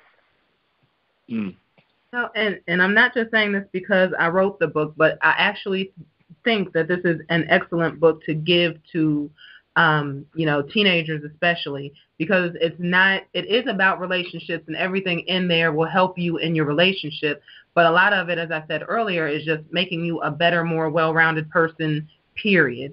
Like I said, I talk about natural health. I talk about hygiene. I talk about cooking. I talk about raising children a little bit. It touches on so many different topics that we have not been taught. That at that age, especially as a teenager, when you're going through puberty and you're starting to formulate your ideas about the world, I think that would be an excellent time to get the book. So I would definitely recommend that, especially if you're a parent who works a lot and has not really had the time to invest in your child like that. These are things that they need to know. It may be things that maybe you don't know because nobody taught you. So I think that that's a really good idea. But even the older women have liked it too. Even women older than me have enjoyed the book. So I think that that's one good thing about it that I didn't realize while I was writing it, is that it's good for so many different age groups. Yes. Well, I've had the benefit of having my mother and my father together for all of my life, the majority of my life, and my mother was always a good example. So but I know that that's kind of a rarity now, where a lot of women does not have any good examples to go by, and all they have now is the television and their peer groups and all of this other stuff. So I'm very glad that you actually wrote this book, and I'm going to buy a few copies and distribute it to other young women as well. Thank you. I appreciate that. And I wasn't talking about you personally, just in general. Oh, yes, I understand. Yeah, a lot of this stuff I didn't know myself until, probably in my 20s sometime. I started learning different bits and pieces, and I have, really good friends, and I knew some elders who would give me advice here and there. So this is definitely nothing that I've come up with on my own. It's definitely things, a lot of it that I've had to learn. Some of it I knew, but a lot of it I didn't. Yes. So thank you so much for your support, and thank you for calling in. No problem. You have a good night. Thank you. I'm going to just hit this, and I'm going to go to my next call, 8832. We coming right to you. But I want y'all to hear this, brothers and sisters, because she just brought up about, talking about, for young women and before they get in relationships, and also about children. This is one of the things she said. I'm going to read this little short piece, just for you to see how rich this book is. The title of this little paragraph here is A Good Way to Make Your Man and Child Hate You. Do you want to lose the respect of two people at once? Just compare the child to their father in a negative way. Here are a few examples. So here's a few ways that the sister's telling us, if you do this, you will make both your children and your man hate you. You are lazy just like your father. Don't say that. You will never amount to anything just like your father. Don't say that. You are stupid just like your father. Don't say that. I can't stand you. You look just like your father. Don't say that. You ain't, you know what, just like your father. Don't ever say that. And you ain't nothing but a nappy-headed N-word just like your father. Don't say that. And I read this because for people who have kind of a sheltered place that you live and exist, and you kind of live in a warm, reasonable environment, this might sound extreme. This is everyday talk in the hood. I mean, over here in Southeast, over here in Northeast, D.C., Maryland, this is standard everyday talk in the black community, and this is excellent advice. And a black woman who has never heard this before could read this and realize that she's doing damage and could stop doing it. So this is an extremely valuable book. Oh, you want to say something? I was just going to say, for anybody that thinks that doesn't really happen, that is real life. I actually was almost done with that chapter of the book, And I heard my neighbors, and anybody that's listened to my show for a long time has heard me talk about the neighbor that's always shooting at her husband. That neighbor across the street actually said most of those things, and that's why I decided to put it in. So it is definitely real life. Wow. I thought these were examples. Okay. All right. 8832, you are live on War on the Horizon. Oh, good evening. How are you, Mr. Genie? Fantastic. How about yourself, my brother? All right, we at it. And I'm going to try to buy the book from a black bookstore. But there's a lot of things that we have to look at and approach. One of the things is the over-commercialization of black life. Example, sometimes I buy a beef patty or sometimes I go to a restaurant, take out food. We have nothing but advertisements in big, glossy cards of damn near butt-naked women, and our community tolerates that. Okay? 2, our people in this industrialized society are still functioning illiterate, right? 3, all relationships are about goals, okay? Meaning this, if, I'm a grandfather now, and my kids are in their 30s and 40s. But you don't approach women because they're pretty, is what is it they can compliment and what you can compliment to particular goals. Example, Mr. Genie, you've gotten my work. This is Say Cool Say, I've sent you work, and you've gotten a poem from me recently called, what is it called? Yeah, it's This Time, Know Your Enemy. You've gotten it. And there's a lot of contradictions that we don't honestly face, right? Our people, even some of our culturally conscious people, really don't have goals. They just profile, right? Let me do this. Only reason I want to do this because there's a lot of people who read the book and they're right on topic. Do you have something to say that's right on topic? Yes. What it is, it's about raising, right? A lot of us, I had a family, my mother and father, and if we can make that stronger, like when my kids turned 16, we had discussions about what to look for. Unfortunately, because the economy, families are broken and our culture is not what it once was, it leads to a lot of dysfunctional personalities that enter into relationships, and we have to look at that and examine that systematically. But I will buy the book. I'm not saying I've read the book, but I'm curious because I went through this in the 80s with Shahrazad Ali's Black Man's Guide to Understanding the Black Woman, and maybe if that sister, if she has read it, what is her opinions about that book? Not only have I read that book, but Shahrazad was actually a pretty good friend of mine for a long time. I thank Shahrazad for that book. That was probably one of the first things that I read that kind of opened my eyes up. There was a website, too, that opened my eyes up to maybe the fact that I was not doing everything correct like I thought I was. So I definitely liked the book. I didn't agree with every single point, but I don't agree with every single point of every single book. So, yeah, I have nothing bad to say about Sister Shahrazad. I think it was groundbreaking. The only thing that I can see is that now at this point we need solutions. We need to be taught womanhood. So that's what my book brings to the table, is actually not just saying what the problem is, but, okay, here's the solution. Do this, and this will help you out. Are you going to send the book to bookstores in Brooklyn? Right now it's available on War on the Horizon. It's just got released, and I'm kind of doing this as an independent person. So it will go to bookstores as I get an expanded market. But right now, the best bet is just to get it on War on the Horizon, and you'll still be supporting black business. Okay, not a problem. All right. Thank you for your call, brother. Peace. Peace. Yes.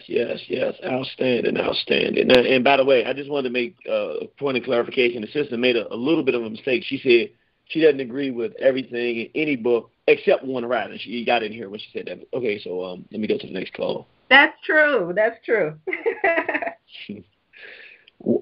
you know what? Hold on. I unclicked it, but I almost want to click. I'm so mad, but I'm caught in the middle. I'm mad because we have not heard from our brother in months, but he's with us now, so I can't be but so angry because he's here. What you think I should do, sister? Should I be happy or should I be bitter? Let me see, which brother is it before I tell you Just be yourself, brother. Just be yourself. This is Quarter to Find. How's the sister and how's the brother? We doing fantastic. How you doing, brother? I'm good, brother. Listen, actually, the sister already answered the question. I'm going to go on War Horizon when I get my computer back. That's why I called in. I was listening to the show on the computer, had to loan it to my princess so she could finish an assignment. And I figured I'd call in and listen to the rest of the show, rest of the program. And you said I could look it up on War and Horizon to get the title of the book and order it. Is that correct? Yes, sir. It's in our store under the book section. It's called God's Gift. God's Gift. That's the name of the book. That was my question. Other than that, I was just listening. Fantastic book. I came in late on the program, and I was just listening. Thank you for taking the call. Yes, sir. How you been, brother? I have my health. Everything else could be worked out. And now I'm going to be able to free up my Mondays to get back to listening to your program again. I know I missed a lot. I'll catch up online on your website, brother. All right. We appreciate it, man. We look forward to having you back in here. That's our brother that told us about, Mahdi in Sudan and the African. Matter of fact, we're going to set up that so I can get this brother back in Lockerbie. We got to set up that program so he can tell us about that brother that slaughtered them Arabs and put him out of the Sudan, that great African hero. We're glad to have the brother back online. So excellent call. 1080, you live on Warner Horizon. 1080. 1080. Going once, going twice. I'm sorry, 1080? Yes, I'm here. Oh, yes, ma'am. How you doing, sister? Peace and love. I'm doing well. This is Sister Freya calling. Oh, how you doing, Sister Freya? Glad to hear from you. It's good to hear from you, too. I heard somebody calling from Dallas. There are other sisters here who are strong in nation building. And if you want to connect, you can email me at info@rootmama.org or call me at 682-587-7668. I just wanted to let that sister know that she's not alone. I don't think I know her, but there's other folks out here in the struggle. Lady Shabazz, are you here? Yes, ma'am. How you doing? I'm good. I've been enjoying the tail end of the call. I get my time zones mixed up, but I appreciate it. Did you sign my book? Oh, you know what? I couldn't sign the book because it comes directly from the printer, so I could not do that. So I apologize. I don't have them here with me to be able to sign. I just happen to have one that I got, for here locally that I was able to sign for Jeannie. But so Jeannie did his book signed. I thought it was going to be VIP. My book was going to get signed. I'm still waiting to get it. But you know what? When you get it, if you really want it signed, if you ship it to me, I will sign it and ship it right back to you. Okay. That's what we can do. So we can make it work if you want to. Listen, everybody cannot be the irritating Jeannie. I was trying to explain that concept earlier. Some I do. Yeah? Oh, gosh. And Jeannie, we're working on spaces. I think we have a space for you when you come. I think that's been diligently working on that, so we're excited to have you moved out. Well, look, it went wonderful in Houston, and I know it went so well. Some of the people from Houston will even come down to Dallas, and we look forward to getting down there and getting with the Dallas family. That's what's up. Can't wait. So, so Lady Shabazz, about the book, I haven't read it yet, and but I'm looking forward to it. A lot of times with these issues around being a good woman for a man, it seems like it can be a bit deceiving. Like if you do X, Y, and Z, you can keep a man or make a man be better. but in my observation, that is not the case. I've seen women cook and clean and raise the children and have bath water ready when he gets home and bending over backwards and all this kind of stuff, and he's still an ass, or he's still basically running the streets or not necessarily doing what he's supposed to be doing as a man. So sometimes I think that, if the preface is it's already a good foundation in that particular gentleman, then fine. But if you already have like a bad situation going on and that man has a poor character, then it does not matter what you do or what book you read, that dude is not going to change. And that's very true. And I actually have a section on there about when you cannot get along in peace, because you're right, all relationships cannot be saved, and all relationships don't need to be saved. Some of them just need to be let go. So I have a short section in there on what to look for the next time around, because that's usually where we go wrong, is during the courtship and when we're looking for somebody. Selection process. Exactly. We had, a few tips for the next selection process, and some, I can't tell you whether your relationship is salvageable or not. I gave some examples of people I know who had some relationships that just did not need to be saved. So if you see yourself there, maybe you should start all over again.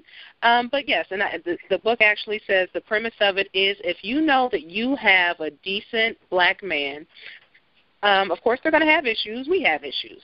But there are things that you can do to make things run smoother, definitely. And even if, as long as he has good character, even if things are rocky, sometimes the way that you react to those things can make all the difference. So that was really the premise, is trying to give women some different tools that they can use.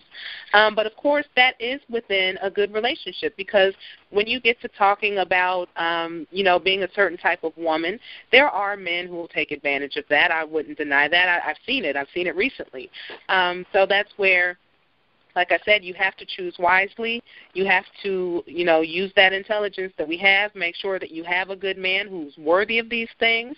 We're not doing, being like these submissive women to somebody that we met 2 weeks ago, that we don't know anything about. No, we're going to be cooperative with a man who has cared enough about us to make a commitment to us and be decent to us. And if he hasn't done that, then he deserves none of the stuff in that book. Just let him go and find somebody that is. I think it's a selection process that you can make a wise decision, but that's kind of subjective. And a lot of the sisters need really the most support on that end in the selecting. Because oftentimes I hear like the single and miserable being sort of interchangeable, when that is not the case. I mean, if you're single and miserable, the last thing you need to do is be trying to look for a relationship. You need to be trying to become single and happy. Then look for a relationship. Single doesn't equal miserable. It shouldn't, at least. It shouldn't, but most times, a lot of times nowadays, it does, just because most people do want a man, but they don't know how to get a man. They probably a lot of times been abused at some point, and that affects us. There's a lot going on in the black community. That's why I wanted to write a book for black women by a black woman, because we're dealing with so many issues, men and women. And I'm definitely not pointing the finger at women at the book and saying it's all your fault, but I am saying that you're the only people that I can give advice to, because I don't know how to be a man, and I don't want to. There's too much of that going on now. So, definitely agree with that. Definitely made some good points. And I think that there's a pretty good balance in the book. Like I said, this is not going to work for everybody, and everything does not need to be saved. Some things do need to be let go. Well, in this, if I can just interject, because I think having read the book in terms of addressing what Sister Freya is saying, one good thing about the way this book is written from this perspective. And I've seen a lot of this. I've seen some of the most ridiculously aggressive, disrespectful women on the planet running around talking about, ain't no good men out here. And in my mind, I'm thinking, you're not a good woman. So what would make you think if you did find a good man, he would even want to stay with you? And what this book does, it says, if the woman is looking for a good man.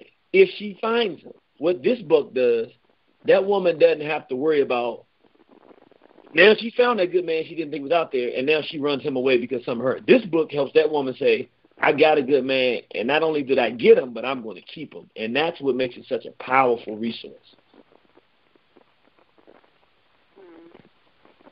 Okay. I hear you. I just, I hear you, but I'm just thinking that, it's not necessarily about what you do from my own perspective about to keep a man, but every day you're in a relationship, you both make a conscious decision to be committed for that particular day. Every day, every moment, you both have to make a commitment to each other to keep going.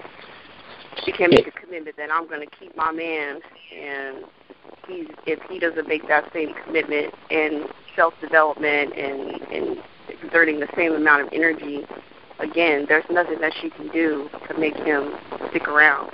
And let me say something, because I think it's maybe it's just my perception, but when I hear you say that, what I hear, you didn't say these words, but what I'm hearing you say is, you really don't believe that there are any good black men. And I'm going to tell you why I say that. Oh, you're way off, brother. Ooh, you're way off. Right, I know, but this is why I say that. This is why I say that. And then I'll definitely let you speak. I want you to hear why I'm saying that. I said that the premise of this book is that not when you get a man, but the premise is when you get a good man, which means the premise is that you have a good man. So when I say that that's the premise of the book, and then you return it with saying, well, you can do all those things, but what's going to make you keep it? Well, the assumption is that a good man, if you treat him well, is going to stay there. So if you are assuming and heard what I said, that he's good, and then still are thinking it's still he's not going to do the right thing, then you didn't say it, but it gives the premise that there's no such thing as a good man that's going to do the right thing. Mm-hmm. And you didn't say that. That's my interpretation, but I'm saying that's what it sounds like. Yeah, and that's not what I know, because I'm surrounded by too many good men, and I have too many good men in my life. So that is not the case. But the truth of the matter is, those good men that are in my life are very few. I hold them very near and dear and very close to me. I cherish them because among their peers, they stand out. They're phenomenal men. But of the 100, I might have like 5 that can really rock out with me, and we can make some things happen. And that's just the landscape. So I think, if you put that premise on each and every time, but honestly, it seems like most women are going to take that and try to apply it to every situation. They don't know what good is, because they've never really experienced the love of a real strong black man, a black man that doesn't necessarily need to be validated by me telling him he's a man or, quote, unquote, letting him be a man. He's a man because he woke up and he's a man, not because of anything that I'm doing or, so he's just a man in and of himself. So that's what I'm saying, and I hear what you're saying as well, and I don't believe that there are no good men, and I think that that's a valid premise to start with, but I think it can easily be applied across the board and in general conversations in terms of what I observe, and I don't think that it's very helpful overall in trying to help women determine what is a good man, and even just not on our side of trying to pick and choose the best of the best, because that really falls on the woman. But of the men upping their game and upping their ante so that we have more strong men to choose from.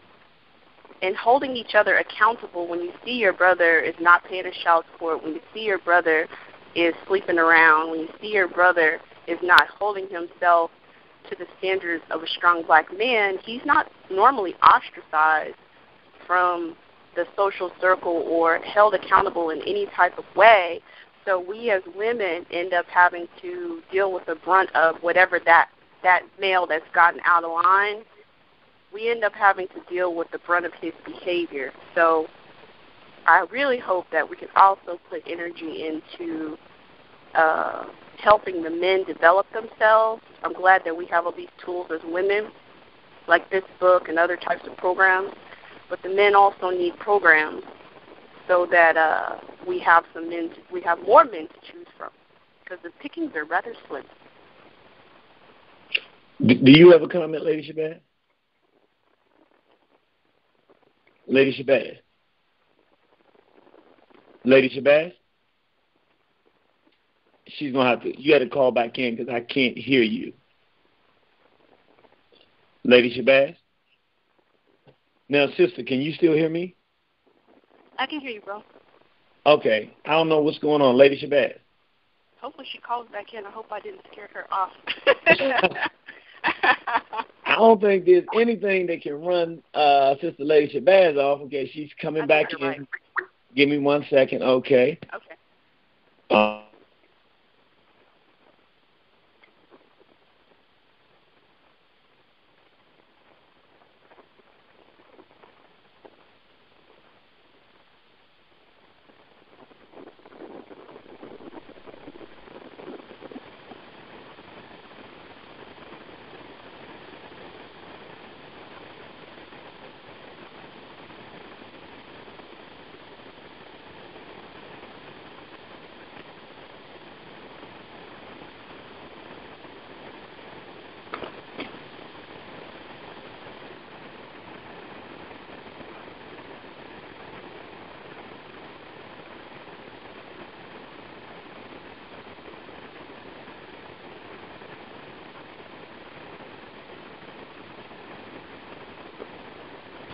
All right, let me see. Lady Shabazz. Now, my sister, are you still there? I'm here. Okay, Lady Shabazz, are you there? Let me see. Lady Shabazz? Yes, sir. I got kicked off Skype, and then you couldn't hear me on phone, and then I tried to call back into Skype and called your personal line instead. So I don't know what's going on tonight, but I'm here. And I had a bunch of stuff to say, and then I got threw off. I would say that the sister makes a lot of good points. And as I said in the book, it does have to be holistic. The men need help too. Black men are not perfect, and black men do a lot of damage just like black women do. I'm just not the one qualified to do that. I can't tell a man how to be a man. I can't tell a man really what a woman, what he needs to do to be a man to a woman. I don't know. I know what I look for, but I'm just not an expert on that. That's something that Brother Baruti would probably have to handle, or Jeannie or something like that. But as far as the pickings being slim, they are, but they're slim for black men too. I mean, there's not just this plethora of black women available either, and that's one of the reasons why I'm writing the book, so at least we can get our part together. And then when we get our part together, then I'm hoping that somebody will, really hold the brothers up and make them do better as well. I'm definitely not living in a fantasy land. I see, what goes on, and I see a lot of horrible things that black men do. I've gone through horrible experiences with black men myself, so I'm definitely not blind to that. But I think that like I was saying earlier, change has to start within yourself. You are not responsible for anybody else. So if you become a better person, a more mature person, and that's really what a lot of the book is about, is just becoming more mature and becoming more knowledgeable and having some skills to use, then you can do that. If your man has a really, really bad character, usually you're not going to change that. But if he's even a halfway decent man, sometimes the way in which you approach him can make a big difference. It can take him from being not self-assured to being self-assured, and that affects how he relates to you. A lot of people, and I've noticed this, and my sister said something about it on Facebook once. Ooh, you know what? I think you might have been in that thread. But she said, a lot of single women, something to the fact that sometimes single women say that there's no black men available, but they don't realize that what they're seeing when they see married men, and the married men seem so much better and more polished, is because the wife has put in a lot of work into that. Not saying that they were scum to begin with. They had to start with a decent man. But some of the stuff I talk about in the book, how you communicate, how you, provide positive energy to the man and the household and make sure everything's taken care of and have peace and things like that are actually what helps polish that man that takes him from average to extraordinary. Because usually most single men, unless they've been in a really good relationship and had a woman like that before, they're not going to be polished. That really comes after the commitment, and it takes a lot of hard work. It takes a lot of frustration. It might give you some headaches sometimes, but the end result is when you see that man and you're like, wow, that's a really good man. Usually he didn't start off like that. But like I said, now don't get that twisted to anybody listening and think you can just go and get the worst person you can find on the street, some drunk, crackhead or something like that, and turn him into like this wonderful person. Maybe you can, I don't know. But I'm saying start with a decent, rational, sensible, responsible brother and apply some of these techniques, and he'll get better as time goes on, and so will you, because it works in the opposite. Men can polish women. That's part of the beauty of relationships, is making each other better. That's what should happen in a relationship. A lot of times it doesn't. A lot of times we tear each other down. And so I think that's the challenge to us, is to figure out how can we lift each other up so we can both be better, so we can really build these families and build these communities. Because right now we're just fighting each other. Right now there's no cooperation, and we see each other as enemies. How can you lay down at night with somebody you see as your enemy? That's why our households are so messed up right now. So that's really the premise of the book, and what I try to do is just give some tips, because, we definitely have our work that we need to do. They need their work that they need to do, and I challenge the brothers right now to come up with a similar book for men and put them on the right path too, because then the pickings won't be so slim, because right now they're slim on both sides. It's very hard. That's a good point. That's a good point. I'm committed to my self-development, so that I can keep developing into a stronger, more competent, efficient, and effective black woman. So I do see that with that level of investment in my development, I do attract higher quality people. So, I appreciate everything that you said. And, you have my support. Thank you. I appreciate it. And I hope when you get the book and read it, let me know what you think. Because, like I said, it has the communication and cooperation, but it has so much in there. Just definitely let me know what you think overall, because I'd love to hear it. I will. All right. Peace and love. Peace. All right, sister. We'll talk to you soon. We'll see you on the battlefield.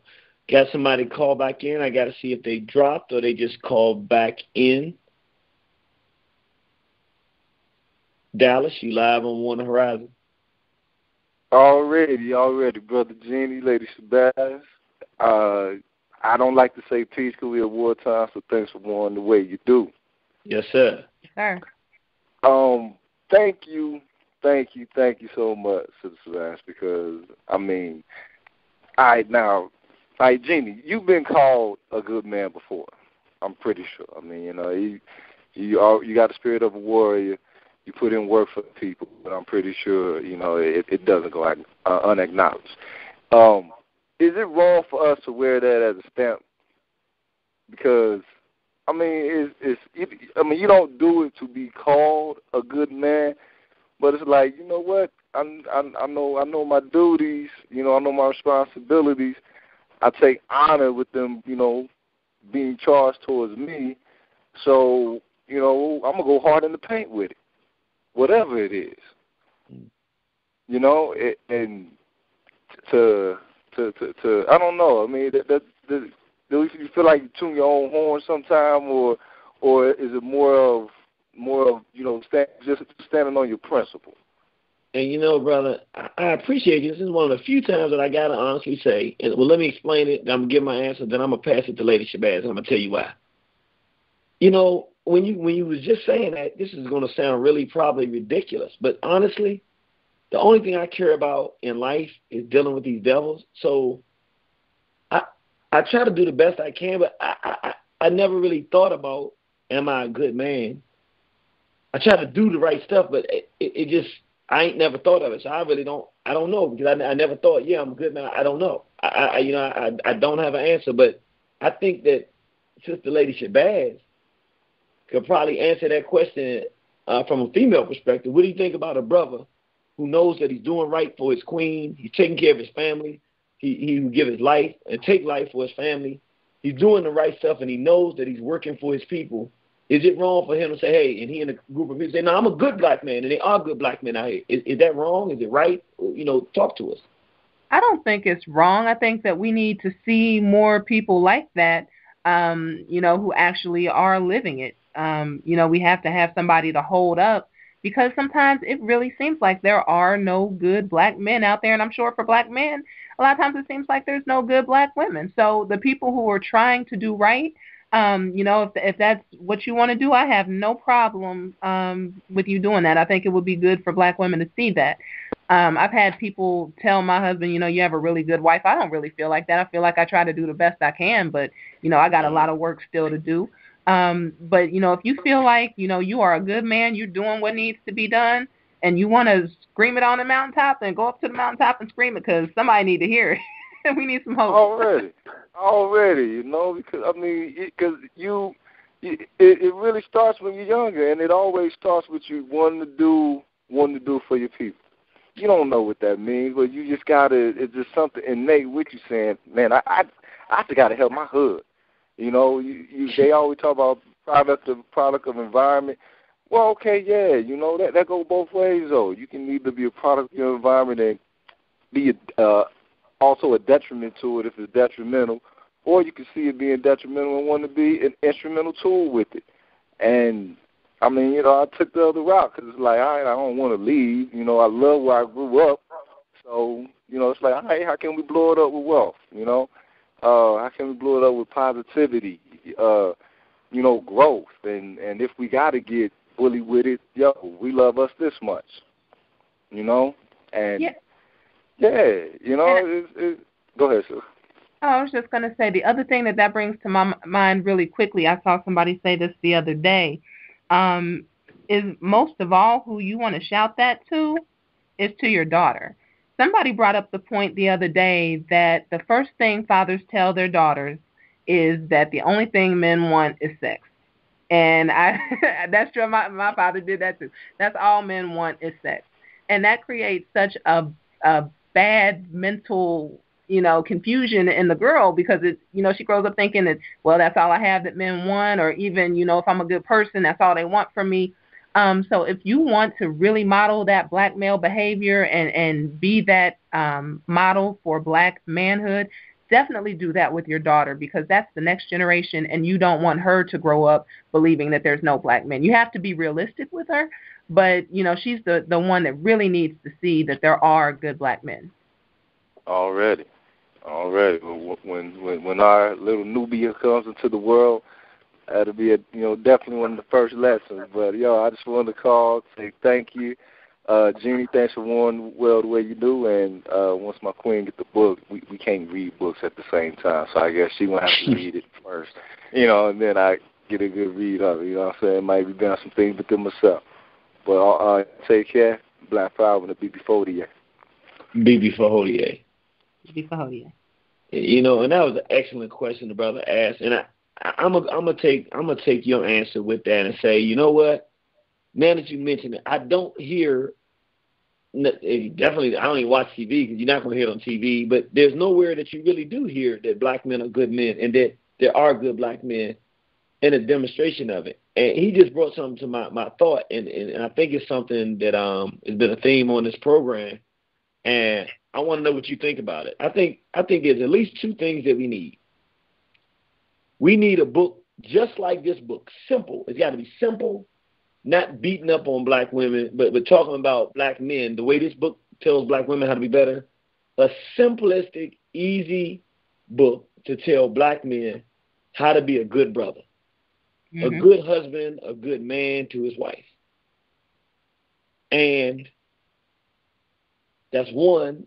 And I think that we need, because it'll be complementary to this, I think that we need a resource like a video that shows black families in a positive light, that's funny, that's fun to watch, that people talking about their family history, has some serious stuff in it, but that people can say, wow, there are good black families, and get an idea of what a good black family looks, almost like a Cosby Show, but not necessarily a weekly program, but like a DVD or a production that really shows what is a good black woman, what is a good black man, how is a good black relationship, how is a family reunion, how do you talk to your children about serious things. We need a tutorial/entertainment video that people can buy and enjoy and just learn black culture and black positive and see ourselves in a positive light. What do you think about that?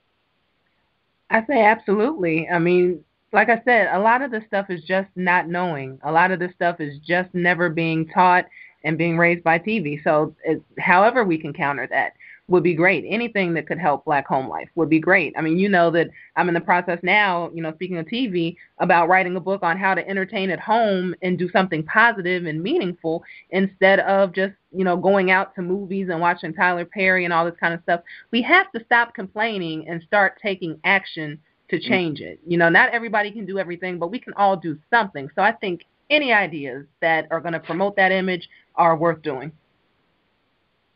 Wow. Well, I tell you what, that's our last phone call.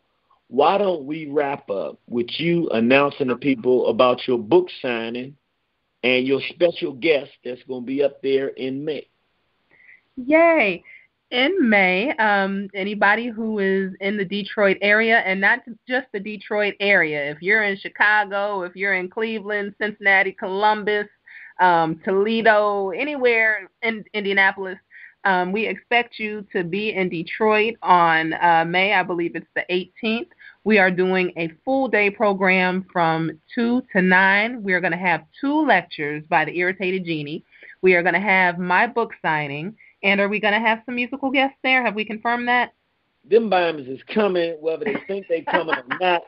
I will drag them fools. I will kidnap them, put them bimes in the trunk, and when they get out the trunk, lie to them and tell them somebody dragged them to Detroit, and then we just got to perform to get back at the crackers. Yeah, they're going to be there. I haven't talked to them, but we're going to see. Okay, and we should have United Front performing as well. So it's going to be fun. It's going to be at Nandi's Knowledge Cafe. Everybody in Detroit knows and respects that bookstore, Sister Nandi. So we're going to start promoting it. We want a big turnout because, like I said, it's going to be an all-day event, concerts, lectures, book signings, the whole War on the Horizon experience in Detroit. So that's going to be big. Oh, that's very, very, very exciting. That's very, very, very exciting. Well, this has been, I'm not exaggerating. And I don't know if I should be telling you all this stuff because, I'm like, how come when you do they don't send the Irritated Genie email talking about, oh, great show, brother, during the show. They might say something every now and then after. How come I got more? This is an outstanding show. Oh, brother, y'all are outdoing yourselves, brother. How come I'm getting all these things when you on the program? But when the Irritated Genie's doing an interview with you, I don't be hearing you saying people sending all this. What's going on, man? Does nobody love the Genie? Everybody loves the Genie. Oh, and I think we have one more announcement that we could make as well. Go ahead and make that announcement. I have no idea what it is, and I'm looking forward to hearing it.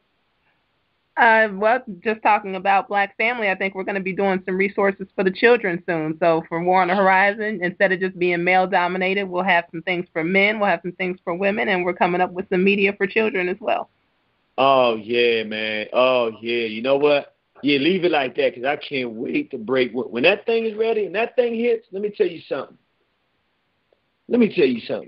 Don't you ever tell me ain't nothing out there for our people. We complain, but ain't no resources to teach our children to be this. Y'all about to get hit. War on the Horizon is coming, let me tell you. Matter of fact, forget coming. War on the Horizon is here. We loud, we proud, we serious, we engaged, and brothers and sisters, we love y'all, and we going to really make some wonderful things happen. So this sister here is invaluable. Her and her husband, we love them to death, and they just tearing this whole thing up. Tell us what you're going to talk about tomorrow night. Actually, the next show will be the following week. I actually took a holiday last week because I had a religious holiday. So the next program will be next week. It will be me and Brother Bomani on there talking about the life of Black men and just manhood in general, which relates to the chapter 1 of the book. The life of black men. Talking about how it is to be a black man in this society. That's right. I don't care what I'm doing, where I am. I'm going to be tuned into that program. Yes, sir. It should be a lot of fun. So let's end this off. You got anything you want to say to the people to wrap up and tell them about this fantastic book written by Angela Freeman, How to Be God's Gift, How to Be a Good Black Woman to a Strong Black Man? I just want to thank everybody for their support. I really never thought that I would write a book, and people have been supporting me since, when it was just an ebook before the actual printed book became available. So I'd like to thank everybody for the support and for all of the feedback. And, just thanks for giving me love, and everybody that's ordering the book, now and hasn't got it yet. I hope that it helps you out. And that's it. And thank you to Brother G. I have to thank you as well, because you played a major part in the book coming out. So I can't go without thanking you as well. I'm trying to make some money in this. I saw money. You think I'm a fool? No, but yeah, I knew when you said you wanted to do it, I said, oh, I know what's going to happen. Matter of fact, there's a brother I was working with when I did this book, and I just brought it up in passing, and he said, write that book, brother. No, listen. He looked at me, and I said, write the book. And that was kind of the beginning. I was on the book I've written, but it meant a lot to do that and to have that. And so I can only hope that I already know it's going to happen, but this first book that you've done is going to grow. It's going to be the basis with the success that it's just going to help you blossom into the race leader that you are becoming and that you will become. And I think the sky's the limit, because your personality, you're a happily married woman, which means a lot, and we need some sisters to be able to see some sisters that they can emulate and try to be like, so that they can stop emulating this trash out that these Europeans are making out of our women. So we love you, we appreciate you, and we will definitely see you on the battlefield. Yes, sir. All right. Well, brothers and sisters, even though I know y'all think that this was the Lady Shabazz show, the way she was knocking those answers out the park tonight, and it might as well be the Lady Shabazz show, because she's quite a sister doing great work, family work to help repair our families and put them back together. And the truth of it is, she's not doing it alone. She's doing it with a soldier, a black man who trusts his woman so much that he let her go do whatever the things that she thinks she wants to do. He supports her. He's always talking about how great she is, and I just enjoy to hear them and see them being really examples for our people of what a black relationship is supposed to be like. So it's really, really warm to see things going the way they're going, and I thank them for sharing themselves with our people and the great ideas they have and the inspiration for our folks. And I know what it's going to do. It's going to help us wage this war for our survival. With that said, tonight, brothers and sisters, we're going to go out with our sister Coley Williams, and I think we're going to play the a cappella version of Black Love. Remember, you can't get this nowhere because, again, everybody can't be the genie. But don't forget, sometimes you hear some things you might not like, but we didn't come here to save you. We love you. We'll see you on I'm sorry. You ain't going to like what you hear what you said, because we didn't come here to be your friend. We came to save you. We love you, and we'll see you on the battlefield. War on the horizon. You gotta love it. My daddy told me he loved me. He told me I was the best. He worked real hard for his family, sometimes 2 jobs. My daddy told me he loved me. He gave me his gift of song. I didn't need to find a man to be my daddy, 'cause I had one. My mommy told me she loved me. She told me I was the smartest girl in the world. She taught me to have an opinion, to look beneath the surface. My mommy told me she loved me. She led by example. She taught me how to be a woman, a strong one, a wise one. Black love, show love, what I dream of. Black love's what I need. Black love, show love, what we need is some black love, come save me. My grandma, she was foundation. She was the roots to our tree. Yeah.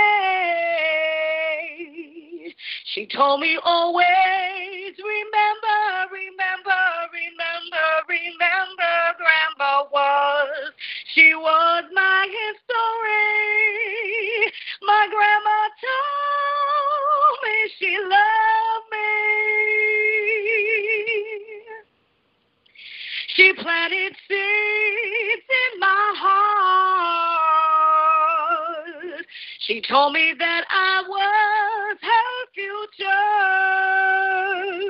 She told me I was her legacy.